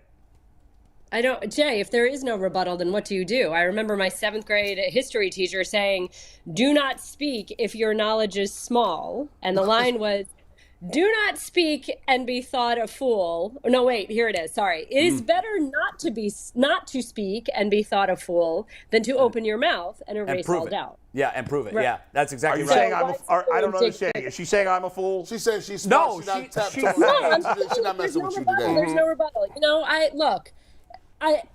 the mitigating circumstances for Baker are that now, whatever, he's on his 6th head coach. He's on his maybe whatever. he keeps getting them fired. Maybe it's his fault they keep changing. Sure. Well, at some point, though, you know, you have to say, okay, it's put up or show up. Yeah. And I agree with you that he had a prime opportunity here. He had people who believed in him in every single which way. He had his health. He retooled everything about the way that he throws his ball, so he throws the ball so that he's not using as much of his core, et cetera, et cetera. He had great receivers, great running back, all of this. Now, there were questions about the line, but still, it was all set up for him to rise. I mean, what do you want me to say right now? Nothing. And again, like, this was never a Odell or Baker thing. Just because Odell didn't fit in Cleveland didn't mean that, okay, everybody who said that, you know, like, it's fine, whatever. Moving on from Baker Mayfield. I'm taking victory laps today on this stuff. So it's he came on vacation. I came off vacation. I'm taking victory laps. He coming to get his we got Baker Brissett, and he wants to talk about Baker Mayfield. Steelers are going to be 1-7. Okay, so but if you want to find joy in the Steelers, I'll tell you this: I'm doing a radio show in town. It's called Off the Field with Adidi. Every single week is supposed to be a rotating Steelers player, and we're supposed to kind of just like shoot the breeze, you know, not necessarily talk about the past game or the coming game, but get to know who these guys are under the face mask. How much luck, how much success do you think I had in getting a guess for tonight's show? Oh, it's current players? 0. Oh, man. Nobody wanted to talk? That's weird. Nobody. No, they were either concussed or injured or in a crap mood. Funny, but it is. That's not right. Yeah. That's a bad job out of the Steelers. Listen, but let me tell you something. This isn't just indicative of the Steelers. Pro athletes, for the most part, there are exceptions. When they're riding high, they've never met a camera they didn't love. Right. When they're in the bottom of the barrel, stay the hell away from me. Look what Adams did last night as he was leaving the field. He should be suspended for that. He should be suspended for that. He shoved the cameraman to the. Now, granted, he apologized immediately. Too late. But the reason I bring that up, Aditi, and you know, because you, like me, we've had to work with these guys for a long, long time. And when they're winning, it's all sunshine and roses. And when they're losing, nobody wants anything to do with the microphones. But I think that is what speaks to you. It's how do you handle the ugly moments as opposed to how do you handle, you know, in this, it's funny because I was writing a note to Matt Rule earlier today, and I will eventually send it to him. But one of the things in our production meeting with Matt Rule, who was, of course, as you know, the Panthers head coach, who now is out of a job, one of the things that he said is that confidence does not come from success. Confidence comes from overcoming adversity. So the same way, everybody can be a great guy. Everybody can be media savvy. Everybody could be, you know, a reporter's best friend when you're winning. But what about when you're losing? And what about when you really have a sense of accountability or are willing to give fans a window into what's really actually happening as opposed to just lashing out at fans? And, you know, there's a young man in Pittsburgh who I like a lot, Deontay Johnson. He was asked about Ryan Clark. Ryan Clark, of course, played for the Steelers forever, won a Super Bowl, is incredibly tight with Mike Tomlin, is now on ESPN. And Ryan Clark very honestly went on ESPN yesterday and said that he wouldn't go down a dark alley with anybody other than Kenny Pickett. And said that as much as he loves Mike Tomlin, the fact that these Steelers have no fight and the fact that these Steelers went to Buffalo and lost 38-3, et cetera, et cetera. So Deontay Johnson is asked about this. And Deontay says, yeah, why doesn't that 40-year-old man lace up his shoes and come play with us? That's lame. Not a great look. That's lame. Yeah. How about you say, I respect his right to feel that way. How about you say, none of us are happy with how we're playing right now? How about you say, you know, that's his feeling. He has won and had success here. We've got work to do ourselves. I mean, that's it. Like, why take a shot at somebody else? Do you think that things are working so well right now? Do you think that you're just swimming along? This is one of those things that, but again, now Deontay Johnson is being labeled boorish and entitled and blah, blah, blah. And none of that is true. None of that is true. Well, that comment, it's just that losing sucks. Right, but like, that who's comment, in a good mood when they lose? It's easy to say that, though, because of that comment. And we know how fans can be. They're reactive to stuff that they see in the moment. And Sure. the one thing, there's a saying that says losing builds character. I've always felt that losing reveals character.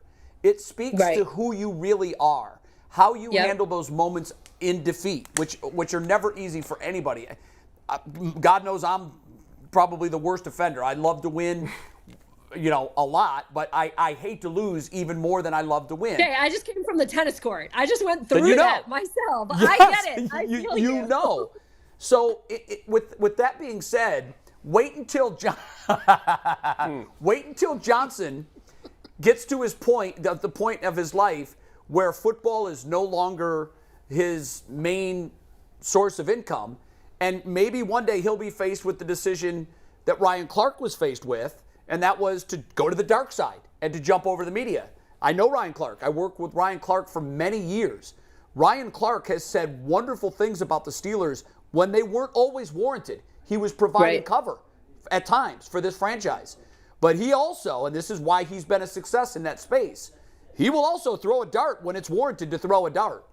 And you just have to understand, as a former player of that same organization, sometimes it happens where former teammates are throwing darts at guys that are still playing.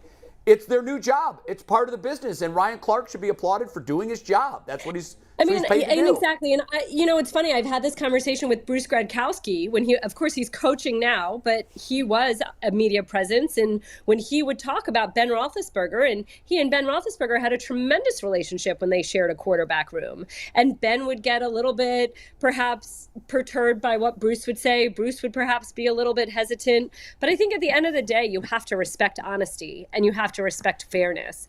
And when someone is saying something, sometimes it's nonsense. Sometimes it is an opportunity to kind of look in the mirror and say, okay, where are we? And to that point, like, let's bring it back to the Browns.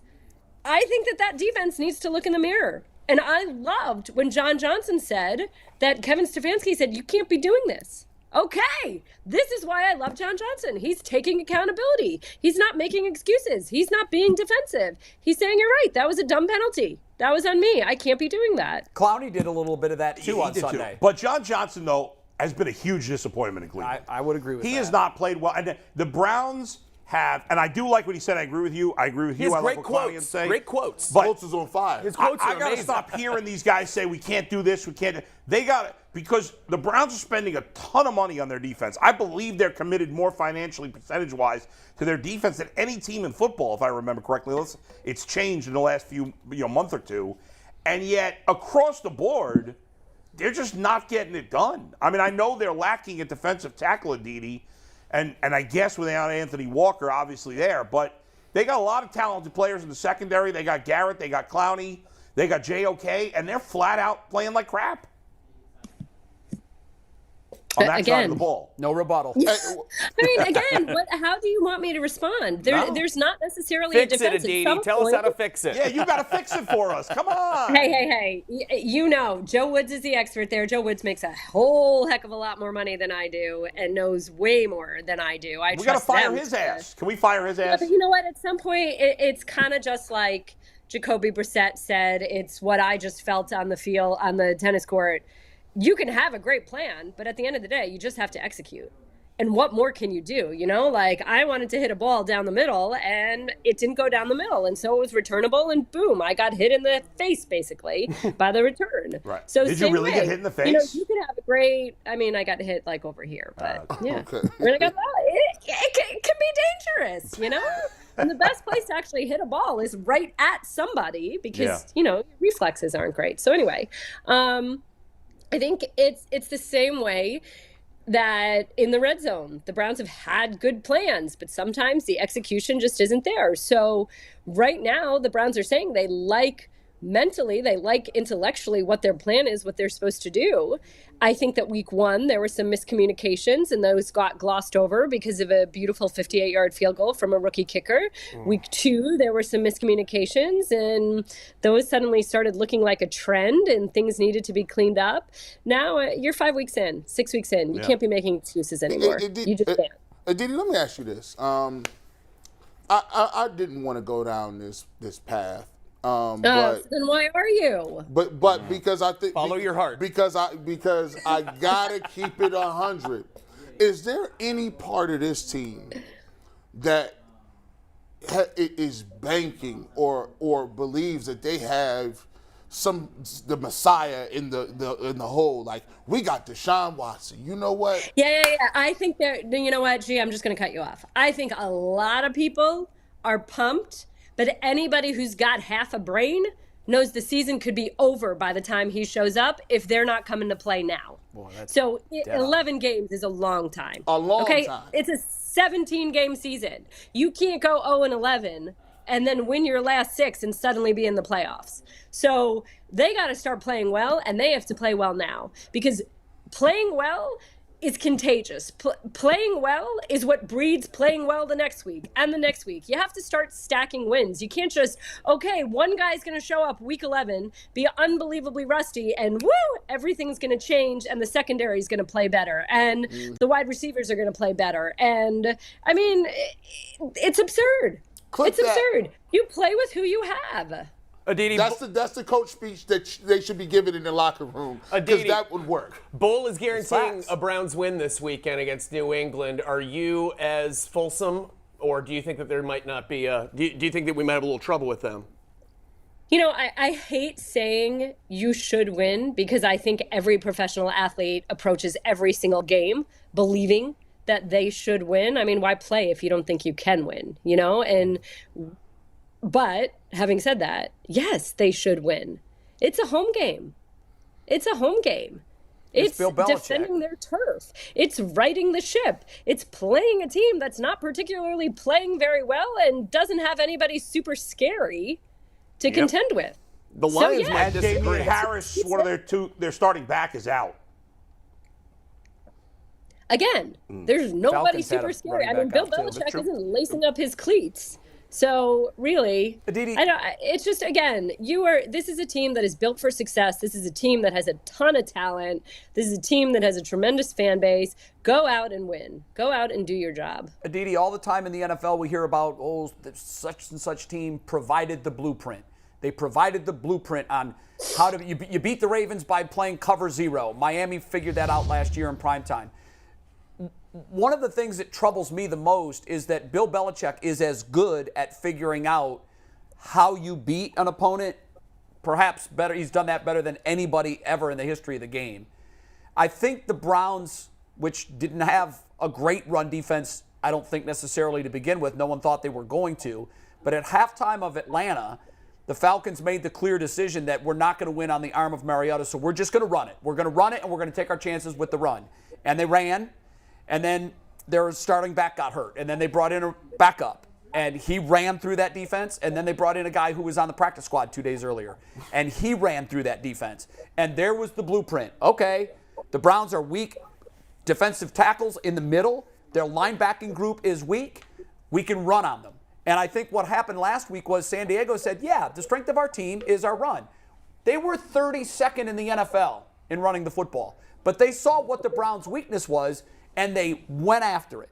And I know that's what Belichick is going to do. Is this now the blueprint for how to beat this football team? Just run it. You don't even need to throw the ball against these guys. Just run it. Until the Browns get better. Until the Browns prove that they can't stop the run, then of course it is. I mean, why would you do anything different? You know, again, it's sort of like if I know that Adam can't hit a backhand, then I'm an idiot to not hit to his backhand every single shot. I got a great until he learns how to backhand. hit a backhand. I got a great backhand. I'm magical out there. Really? Yeah. No, Do you run no, to the no, balls? not at Do you all. get to the balls? Adidi, test his range, okay? No. Just test That his was range. rude, Adidi. I heard what you did there. And Yeah, he no. got a good backhand. He just No, back. He gonna I tell don't us get to hit about, my balls very often. He gonna tell us about how he backhanded somebody. I on also the plane. heard that, Bull. Did not slide that one No, I past me haven't played tennis since I was like 13. So I wouldn't. I probably. All right, couldn't It's do like riding a bike. You pick it right back up. How about we do that? Instead of going for mega ice cream cones, we'll go play Yeah. tennis. I'll play tennis with you. I mean, you'll kill me Can though. we bring a camera? And Yeah, tape it? McNuggets is definitely bringing a camera Aditi, you back. didn't even text me back yesterday, Why by the can't way. we- Come to think of it. Oh, let's work I through didn't this text here. you what, honey? When did I not I text you? texted you yesterday. You didn't even text me back. I'm just remembering You know that. what? I'm single parenting right now. It's a little bit. It's Hey, very, very Men crazy can't right do that. That's a man foul. Yeah, you can't call that out. You just have to accept that and move on. Like a man Publicly call can it? a man can never go to a woman and say, "Hey, you didn't return my text." Yeah. Aditi's my No, friend. I that's can't a do really that. good friend. No, That's even if it's your rude. friend. Oh, I know what I No, wanted no, to no. ask you, Aditi. Yeah. I know you caught it. When he said it, I had to go back on my DVR because Yeah. I asked my wife, did Troy Aikman just say that? And she Oh, said, God. I don't know. I don't think so. So during the discussion of the horrendous roughing the passer call, Yeah. and it Correct. was bad. Quite it was bad. almost as bad as Brady on Sunday. Troy Aikman said the competition committee needs to take off their dresses and fix Yeah, this. he got stuff saying crap like I went back and I played it back and I go, wow, he did say that. that. Yeah. What a dumbass. What say you about that? I mean, how long are we going to keep having to say the same things? Are we really surprised? Again, it's sort of this idea that that was very, very ill-advised. I'm not going to call Troy Aikman names. I'm not going to say that Troy Aikman is misogynistic or anything like that. It was just a bad, poor choice of words right there. But again, until we call these things out, then why do they ever change? So to that point, Aditi, what he said on the airwaves last night, and you know this as well as all of us sitting here, that's the way most guys talk about football. They do. Particularly in this issue, what stunned me most is Troy Aikman might have been one of the most concussed players in the league's history.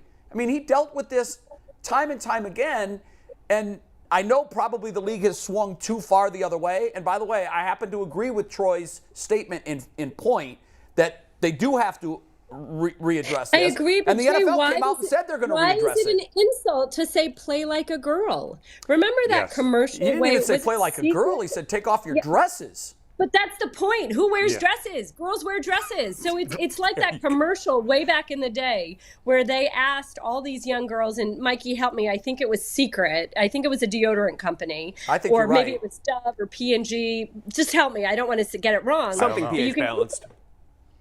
No, it wasn't All New right, Balance. never mind. No, he said pH Okay, balanced. but it was a bunch of young girls. I got it. And they were on camera and they said run, and these girls ran and they ran great, and then they said now run like a girl, and they did the Phoebe thing where they were like kind of high stepping and looking really silly as opposed to looking like athletes. We have to get it out of our lexicon that women are not athletes, that women are lesser, that women are less tough. And sorry, but I will leave you on this note. Not one of you has given birth. And until you do, don't you dare talk to me about I don't want no smoke. Okay. I don't want no smoke. That is fact. I've been in the room twice when that happened, and both times I said to myself, I know why in the mystery of biology and God or whatever, whoever came up with that, I know now why they put that burden on women. Because we don't Yeah. have that pain tolerance. No, we're I mean, No. So instead of this, take the dresses off, how about you say, why don't they start acting more like women? Why don't they get that toughness gene in them? That's right. I mean, it's fair. ridiculous. The What do you want comment me? is stupid. I'm just so frustrated at all Yeah, that a lot crap of guys now. talk that way. I think not every guy that says that is a misogynist. Sometimes you're used to saying But things. that's what I mean. He's a It's gotta concussed get it out of boomer our from the lexicon. 90s, or who played But it's football just, in the 90s. yeah, we need to get rid of that. That's dumb. I will say, in defense of the league on this, a week ago, or 10 days ago, we were all killing the league for Tua playing, and now 10 days later we're killing them for calling penalties. So we can't have it both ways. No, but there's still a middle ground. I mean, that's come on. exactly right, and they got to find it. Middle ground. I mean, how in the world the Brady was the one was defensive absurd. player supposed to? How is he not going to have all of his weight fall on the quarterback? I don't know. And by the way, the ball was loose. The ball was out.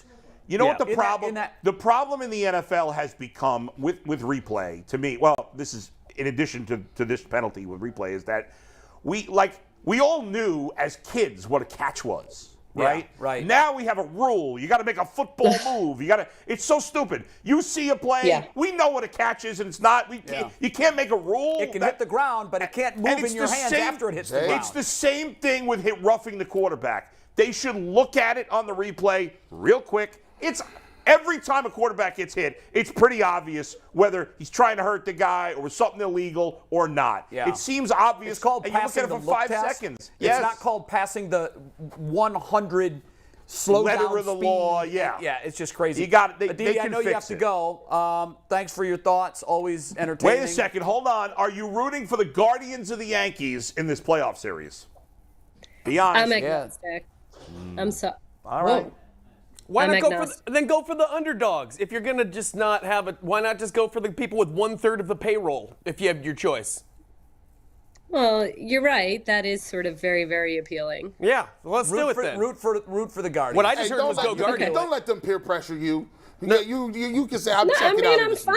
It's sad. I mean, the truth is, very, very quickly, as Adam knows, anybody who grows up in the New York area grows up on baseball. My dad took me to Yankee Stadium before I was 2 years old.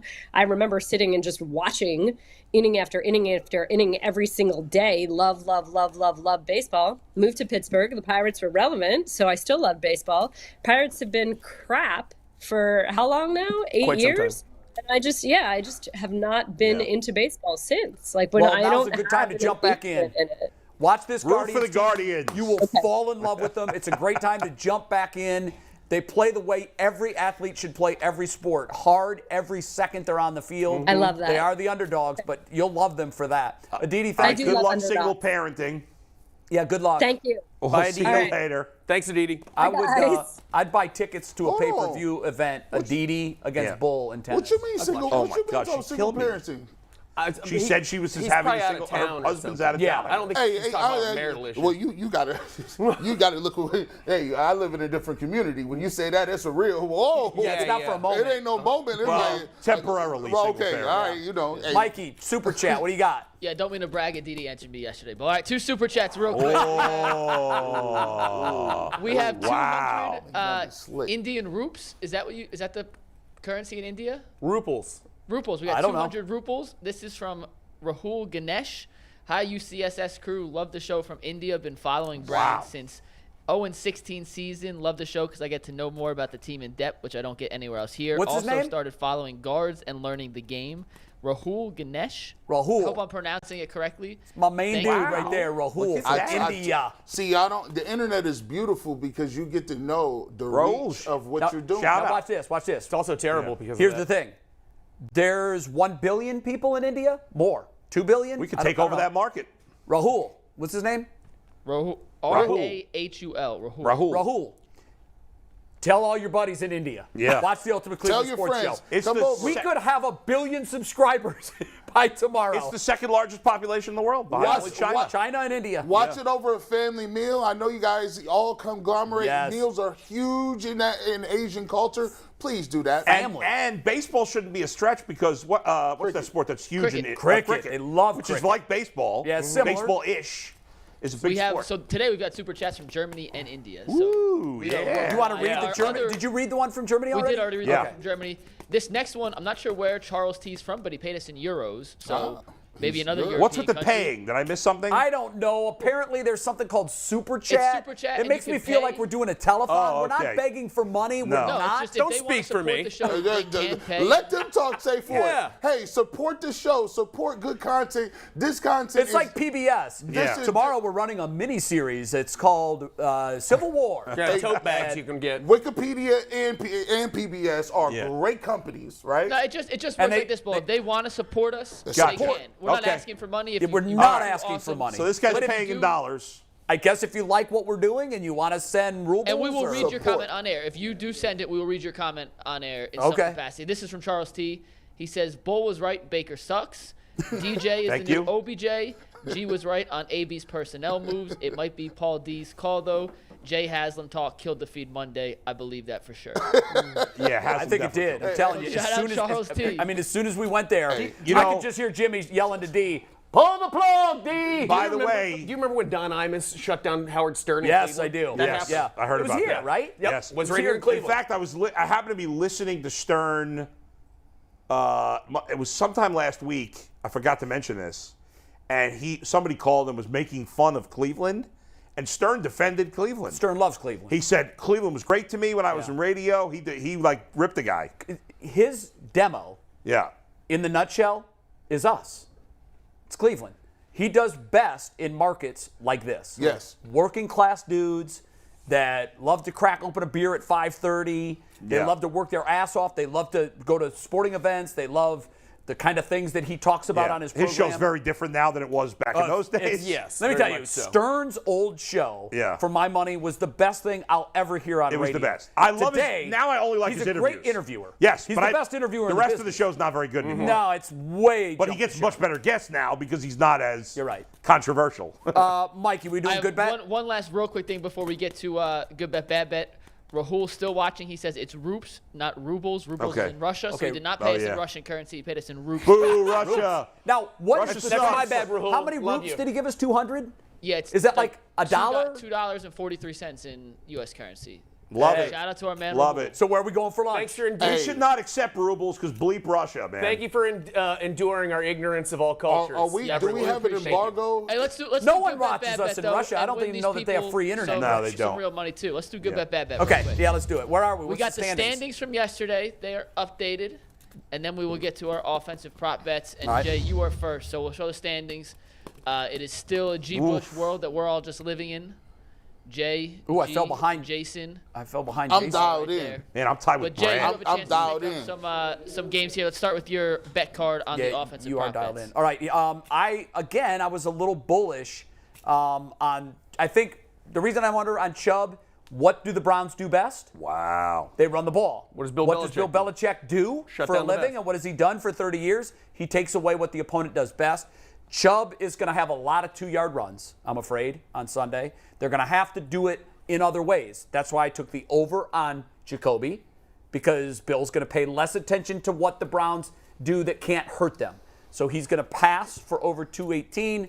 I think Hunt will go over because they're receiving yards. And hell, 29.5, that's 3 catches for him. I think Cooper's going to go under because Bill likes to take away the best thing that your offense does, and he focuses next on the second best thing. And the second best thing has been Amari Cooper. And DPJ will be the benefactor of Cooper getting double covered. So there you have it. Hard to argue. G. Bush. Yeah, let's go bring these numbers up real quick. I'm gonna go 218 over for Jacoby Brissett. I think we see him what his range is. He's gonna always be 215 to 230, somewhere in that range. Hopefully he can minimize the interceptions. I'm going over for 99 rushing yards for Nick Chubb. Right now, today, I think Nick Chubb is the best player in the league, including quarterback. Player. No kidding. Player. Wow. No person is as dominant and hard to stop as Nick Chubb. He does it consistently against 8-man boxes. He does it when you got good defenses, bad defenses, or you just blow us. He's to me, right now, for my money, he's the best player, even in a quarterback-driven league. Wow. I'm going to go under for Hunt. I don't think he'll get 30 yards. I think he'll get 2 receptions, 20-something. I don't even think he'll hit 30. And when you look at it, Amari Cooper, did I put over or under for that? You were over for everything else. Over for everything else. And Yeah. by the way, Donovan Peoples-Jones, I think he caught the ball really well last did. week. Diving catches, he caught the ball. I think he played really well last week. So there's where we at. Shout him out. Totally fair. Let's take a look at mine. Here we go. Polk went contrarian to everyone else. Yep, I'm a real jerk. I'm not super impressed right now.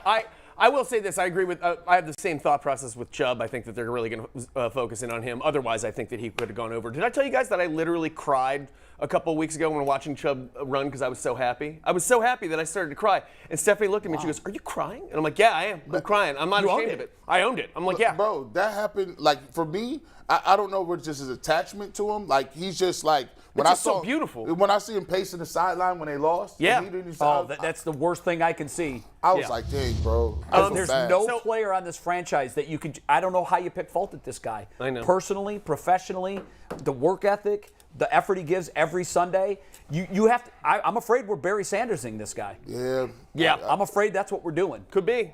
We've got the best back in the league, and we're turning him. We're Barry Sanders. I don't want to say if he showed up next year and was like, "Guys, I'm gonna hang it up," I would sick. never. I would be Listen, sick. I couldn't blame him if he said after this contract, I'm going to find an organization that has a little more function in it. Yeah. I'm going to leave. I think he would not fault him for it. I wouldn't be surprised if he just said.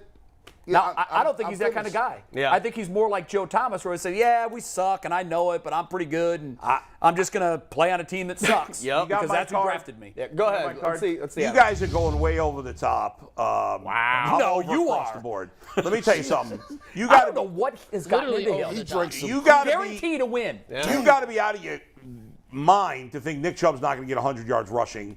The Patriots are a fraud. We're all being prisoner of the moment. They played great against the Lions. The Lions sucked. They had the number one offense, Bull. It's irrelevant. It's four games, and in two of those games, they were down big and put up a ton of yardage in garbage time. Jared Goff's not good. Their best running back was hurt in the Lions. DeAndre Swift, he didn't play. So come on now. Let's not make it like the Lions. hope that They you're right. faced two good run offenses.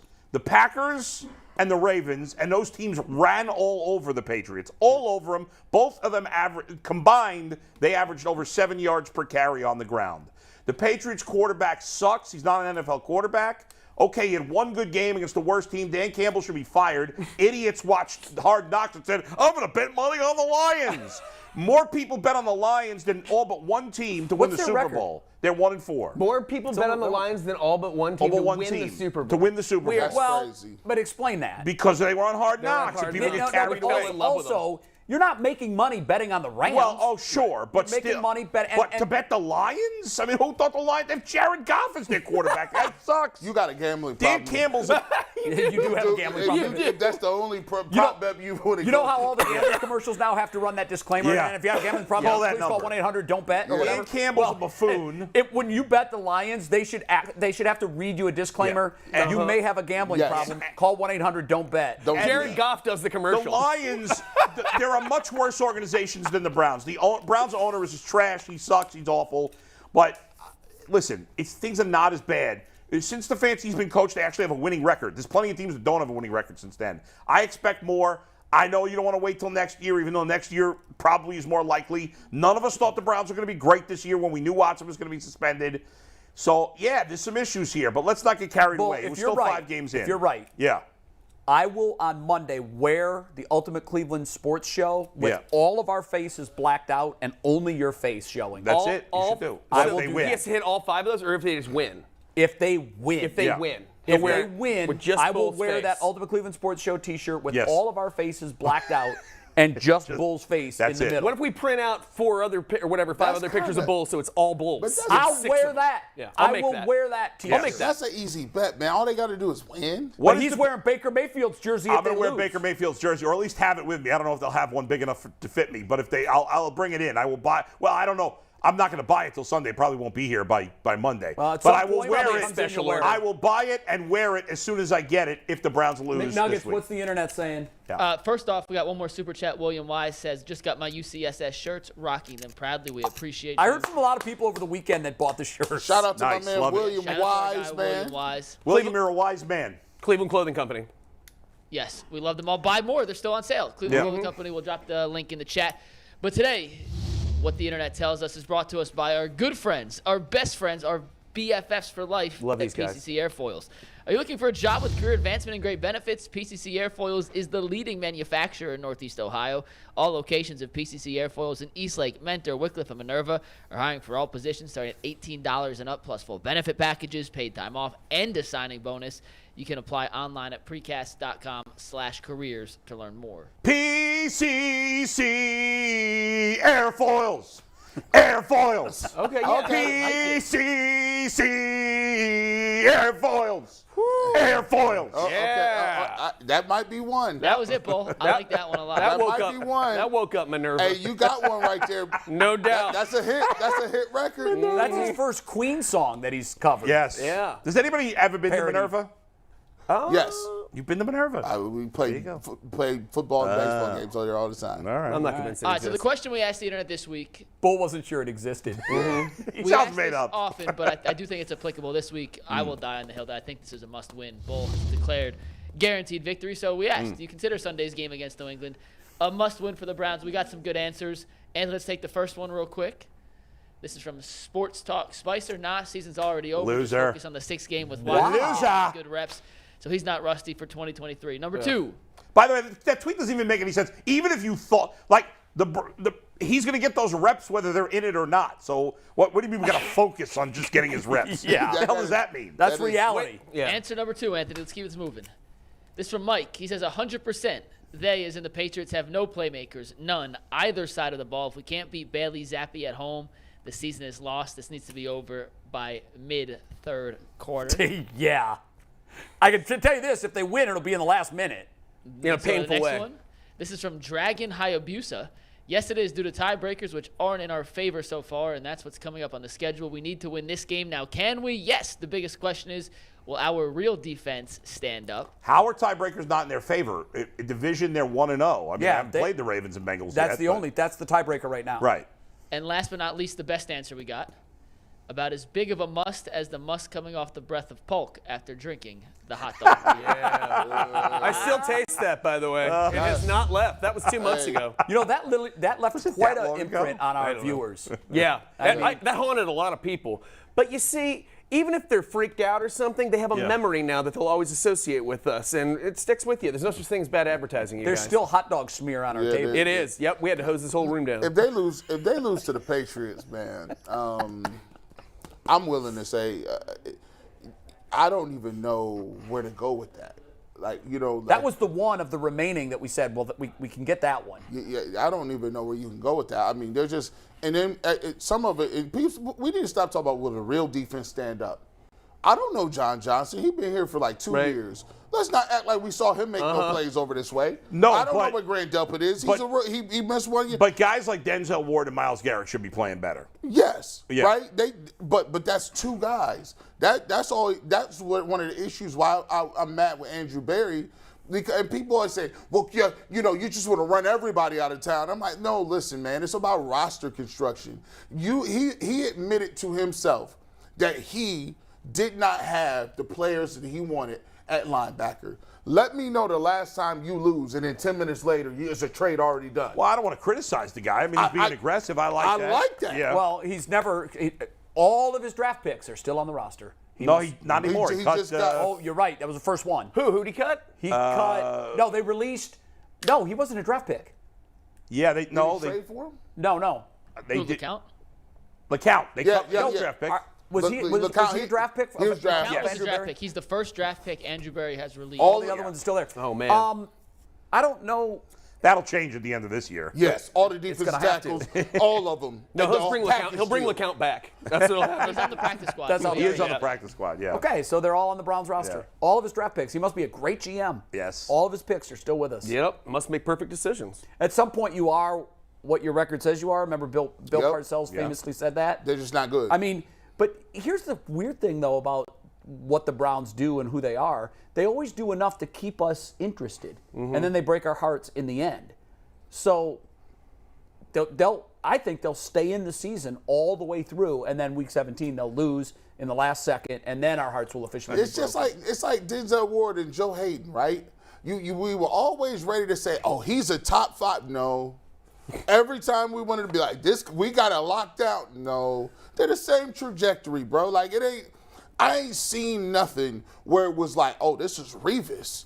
I ain't seen nothing Yeah, where no. this Yeah, is but hey, like how what many was guys are that Garrett's pro football $100 million focus grade? at that. Let's Actually, play guess they the grade. came out within the last hour. I Yeah, wanted to and jump so in. every week we watch Garrett not have an impact, and Right. then Pro Football Focus comes out and he's the highest graded defensive lineman. He was not the defensive end. highest graded defensive player in this game. He was the second for the Browns. Can you guess who was first? What, Clowney? Nope. I'll give you a hint. Delpit. Not Delpit. Greg Newsome. He only Greg played Newsome made some 19 plays. snaps. Newsome was third. Newsome played well. He only played 19 snaps. Yeah. But he's one of G. Bush's favorite. Taki. Rochelle. That didn't you know. Rochelle. So if he's the highest graded defensive player, And that had to be an 81 or 2. He had an 85. what did Garrett grade out at? 80. Their methodology is questionable. What? 2 tackles? He had 2 tackles. He had 80. Some sacks? guys on the other end of this. Perrion Winfrey, a 38. He was the lowest ranked player. Alex Wright, 38.5. Taven Bryan, 40. John Johnson, 42. Denzel Ward, 42. Joker, 43. Jordan Elliott, 48. Guys, these are Tommy Togiai, 50. I felt like my boy Taki Emerson had a good 58. game. Emerson is 70s. Emerson, 5th. Emerson played 5th. He had a 73. these are all 0.5. raging he's- Fs. Yeah. Yes. Raging Fs. Yeah. Like even if you used a bell curve, they're raging Fs. Yes. Worse than the league Fs. And so at some point, I'm not one to call for people's jobs. We don't know what the hell's going on. Yeah. But at some point, if all of the students in the class are failing, there's one common denominator. Who's Who the teaching hell's them? teaching them? Yeah, right. And that's what we have here. Yes. Everybody is putting out failing grades with very few exceptions. So at some point, you have to look and say, well, who the hell's teaching them? I think the talent is maybe not as good as we thought in the beginning of the year, but it's not as bad as it's playing. And I do think a lot of it's on the coach. All right. And we have the yeah. offensive grades real quick before we move on. Do you want to? Who would you think played the best in the Browns Chubb. offensive? Nope, he was 5th. Oh, see those grades? Those grades are trash. I'll go, let's see. Well, wait. We got to do linemen and stuff, too, right? Yeah. Tony, I mean, we Batonio probably finished get- first. Batonio had a 94 grade. He must have played unbelievable. And I do did. trust their Always does. lineman grades more than I trust anything else. Yeah, It's they hard are to good at watch offense. Yeah, I have no linemen. idea what's going on there. And Teller played really Well, well. what was Chubb's grade? 77. How is he 7? I But got he to was- talk to them here's about why. that. How's Ready? it? He had a 81 running grade, a 51 passing. He had the drop. There you go. You know, that's not a drop. That was on Brissett. That I ball agree- was I agree, overthrown. But here's what really got him. He You got guys a remember the one I'm 15 talking about? He dove. Yep. You know, he didn't dive for it, but he would have had to Yeah. dive for it. He's not that guy. The one thing that really knocked him, he had a 15.9 pass blocking grade. I did see him in pass blocking. Yeah, I did see him get particularly, blown up Yeah. twice on Okay. pass block. So But there it that is. may be why his grade, his running grade by itself would have been second on the team, third on the team, behind Okay. Njoku, who had a 90 receiving grade in the game, and Batonio, who played phenomenal. The Joker's been good. Imagine being He's people been have good. to quantify those things and watch that and say, I'm going to give Yeah. him a 51 on that. Like somebody, how do they do that? Well, here's They analyze every snap. Did you beat your man? Did you do your job? that can be But subjective, It is too. subjective also because they don't know the play call. Well, they had him for a drop on the Brissett overthrow. right. That's 100% on Brissett. Well, no. Here's why. Okay, so say for instance, if you've played and you watch football, you can look at just a basic alignment and just say, okay, this is base front. This guy has this gap. This guy has this gap. This guy is this gap. Then you can say, were you in your gap? 2, were you getting knocked off the ball? What if there's a stunt coming and it's not a basic your man against your man that you're lined up So against? if you do a stunt, you can also tell, okay, you just ran a stunt. So are you playing the run on that stunt? Like if you run a stunt, you just run upfield and then run a But draw. you know that there are some stunts where the offensive lineman is supposed to say, in this circumstance, if they don't send anybody, I'm blocking him. But if they send somebody, I'm going to cheat or I'm going to help chip or do whatever. And there's times where I've had players tell me, fans can watch that and think that it was me, but it wasn't me. That wasn't my assignment on that play. I Yeah. did my assignment. There- And that's probably happened to you. There's times where it's not an exact science. Yeah. You're not going to be able to get it 100% accurate unless you got the play call and the play sheet and you know Right. what the person. But generally speaking, it's the best you can get to. They're looking I at. think we treat it too much like it is a science. It's a very flawed measurement system, in my view. It's like polling. There's no polling great results. measurement system, especially for linemen and defensive players. Now, I think there is, but I think it's done by the coaches that know exactly what was called on that specific Right, play. but you- and then they can say, so if the Browns grade Chubb at an 85 or whatever, I'd say, Yeah. okay, they know. But when somebody outside the building is trying to grade what everybody is doing on that's all like- these plays, it's a guess. But that's like, well, you have to think about it like this too. That's just one part of it. lining up and what you're supposed to do. Right. But I can look at you and say, oh, you're too high on that play. I can look at you and say you didn't win that pass rush. I can look at you and say you got drove off the ball. I can look at a bunch, you missed a tackle. There's one item on there as far as what your assignment is. So they have a lot of different other things that they can look at. Footwork, back pedal, if you're a cornerback. Did you reroute the receiver? All those good things. And then they take that in a total picture and say, okay, this is what we think your grade would be. All right. Yeah. Do we want to do 60 seconds with Jetty Osman, or you want to save that for Sure, we talked Bust about him the out. Cavs lost Let's see again the last guy. night in their second preseason game, lost to the Sixers. Last night's loss I wasn't so concerned. I'm still not concerned, but I was a little disappointed last night with the way things came together. I think the Sixers are a very good basketball team. Yeah. But Sixers are very good. It was an this ugly loss game. was Mitchell a little was off. Yeah, Mitchell. Offense was stagnant. I was there. I felt that too. I just felt like at times they weren't sure what they were running. Yeah, they are. And that you expect that when you're putting a new piece into this revolving puzzle. By the way, before you do that, just one other thing I wanted to hit in terms of the Browns was the Panthers. Baker Mayfield has forced a blow-up of the Panthers, right? They are reportedly willing to trade guys away. Some of their better players. Well, was the rumor about Christian Moore McCaffrey? and the Browns?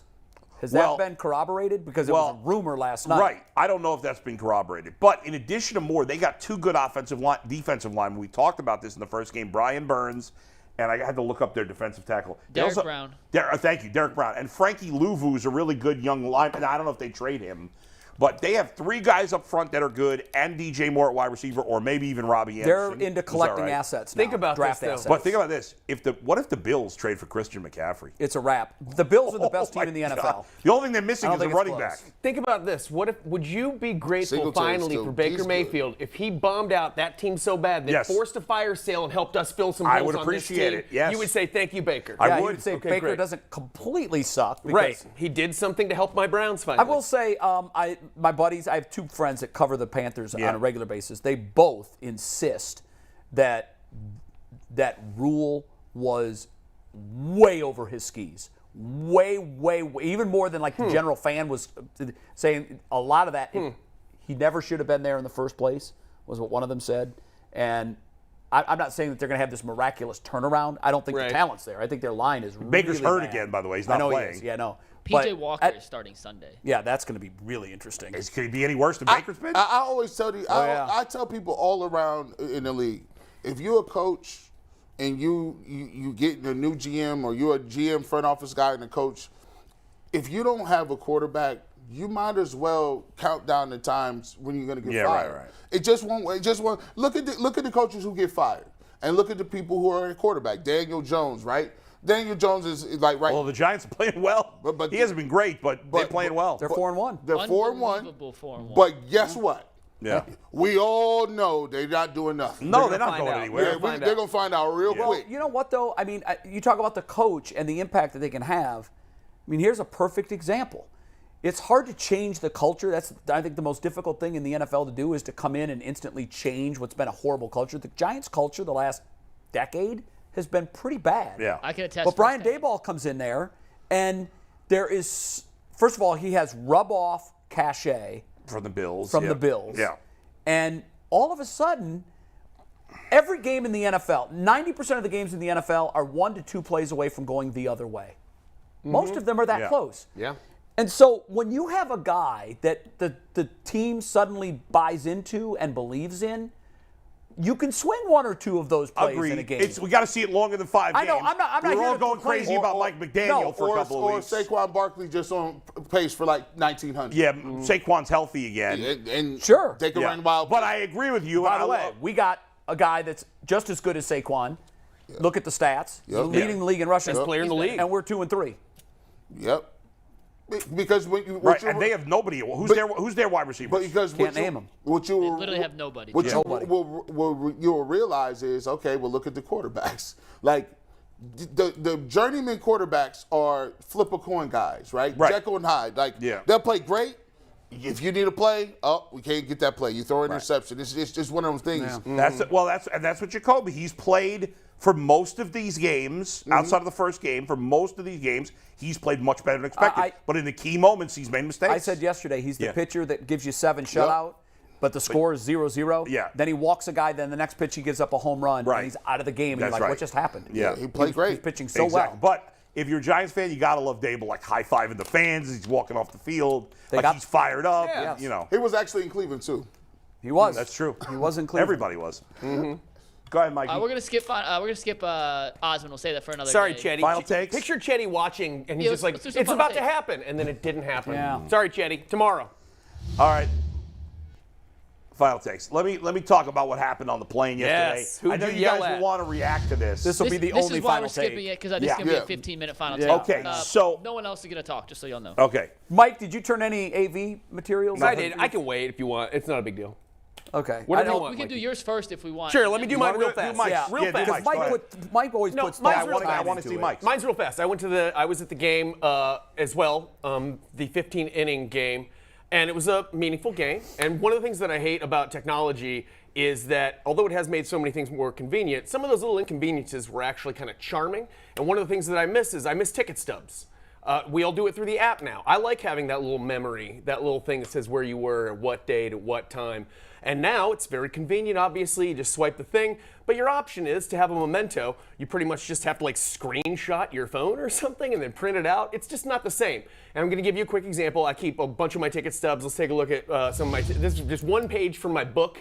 So what you got on there is these are Van Morrison. You got a Kids in the Hall show. That's Steve Martin. You got Pee Wee Herman on Broadway. You got I was at NBA Finals Game 2. That was 2007. Didn't work out, but still fun to be there. Rock and Roll Hall of Fame induction ceremony. My only time I went to Fenway. What else down there? Oh, my Billy Joel tickets. First concert I ever went to. Wow. At Richfield Coliseum. And one more thing in there. Prince. I Yeah. saw Prince at Madison Square By Garden. the way, I have to jump in because Let me wrap this up and then you I'm can sorry. do it. Okay, Sorry, so my anyway, bad. so I missed that. I missed those paper products. And I just out of curiosity, you're never alone.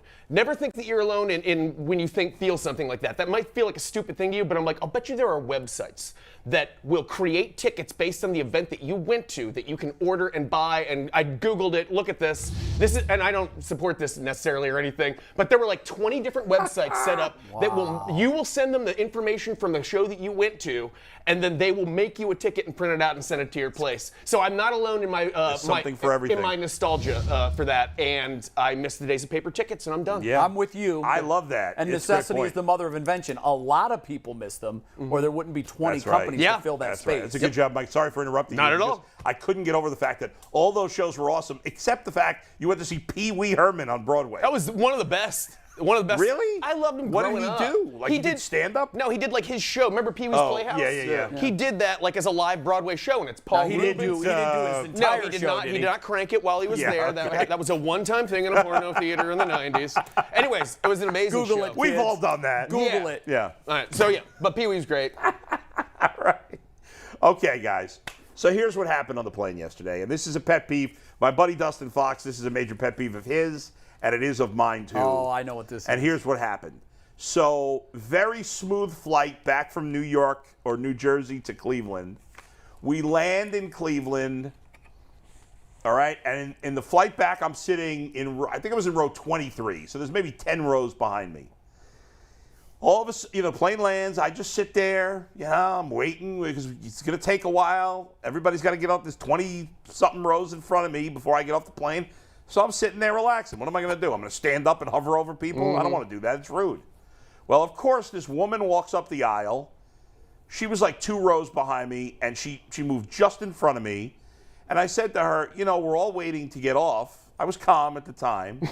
And she had a mask on, so she mumbled something back to me. I don't know what she said. But at least in her case, she wasn't in my personal space. Well, all of a sudden, now that she took that, some guy comes almost running from the back of the plane and stands right next to me in the aisle.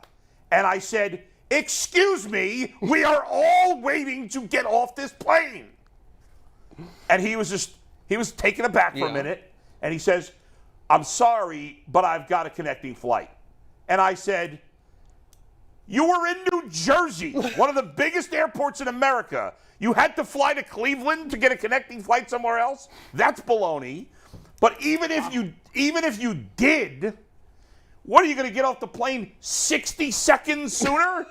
This is not the Chicago airport. You can get from one end of the Cleveland airport to the other in about 4 minutes. Ridiculous. What is your wife doing right now? My wife was not happy with me. Mike, that's the best possible question. Yeah. My wife, because they're in charge of keeping us simple. My wife was not happy. Right. All right. We had like a long talk about it in the Uber back to my house. You mean Shout out to our you Uber didn't have driver. a long talk about it. You read the riot act. That's what happened. She was upset, but I defended myself. I'll get into that in a minute. And I'm like, and then I see all the other passengers just kind of looking quietly, nobody saying anything. And I'm like, fine. You're in such a big rush. Just stay here. Go ahead. And he backed up a little bit so he wasn't in my personal space. But he stood there. And then as we started to get off the plane, he kind of for a moment was like, let me go. And I'm like, go ahead, sir. Go ahead. I was totally ticked off. Now, my wife thinks I scared the hell out of everybody else on the plane, but I believe that the rest of the passengers were on my side. You did speak for a lot of people. You were like right? the Spartacus of that Southwest flight. It's absurd. Stay in your freaking row. Yeah, so there are social rules. One of them is he violated that rule. Yes. When he ran, and even if he did have a connecting flight I'm with you, he probably didn't. What are the odds? But you hate to call a person a liar because the next thing he could pull out his phone and show you. Sure. Sir, I'm going from here to Fort Wayne, Indiana, and because my mother's sick there. Because my mother is sick there. You have to understand, New Jersey does go everywhere. Right. But they're mostly big cities. So there wasn't from New Jersey to Fort Wayne, but he was going to catch one of those small planes. Right. So you don't want to call him a liar. But I think he absolutely violated a social norm. Right. But I also think that you did too. I violated a social. That's what my wife said. Yeah. And you know this saying. Yeah. 2 wrongs don't make it right. Don't make it right. And I always go into this pretense. If you don't want to deal with people, fly first class.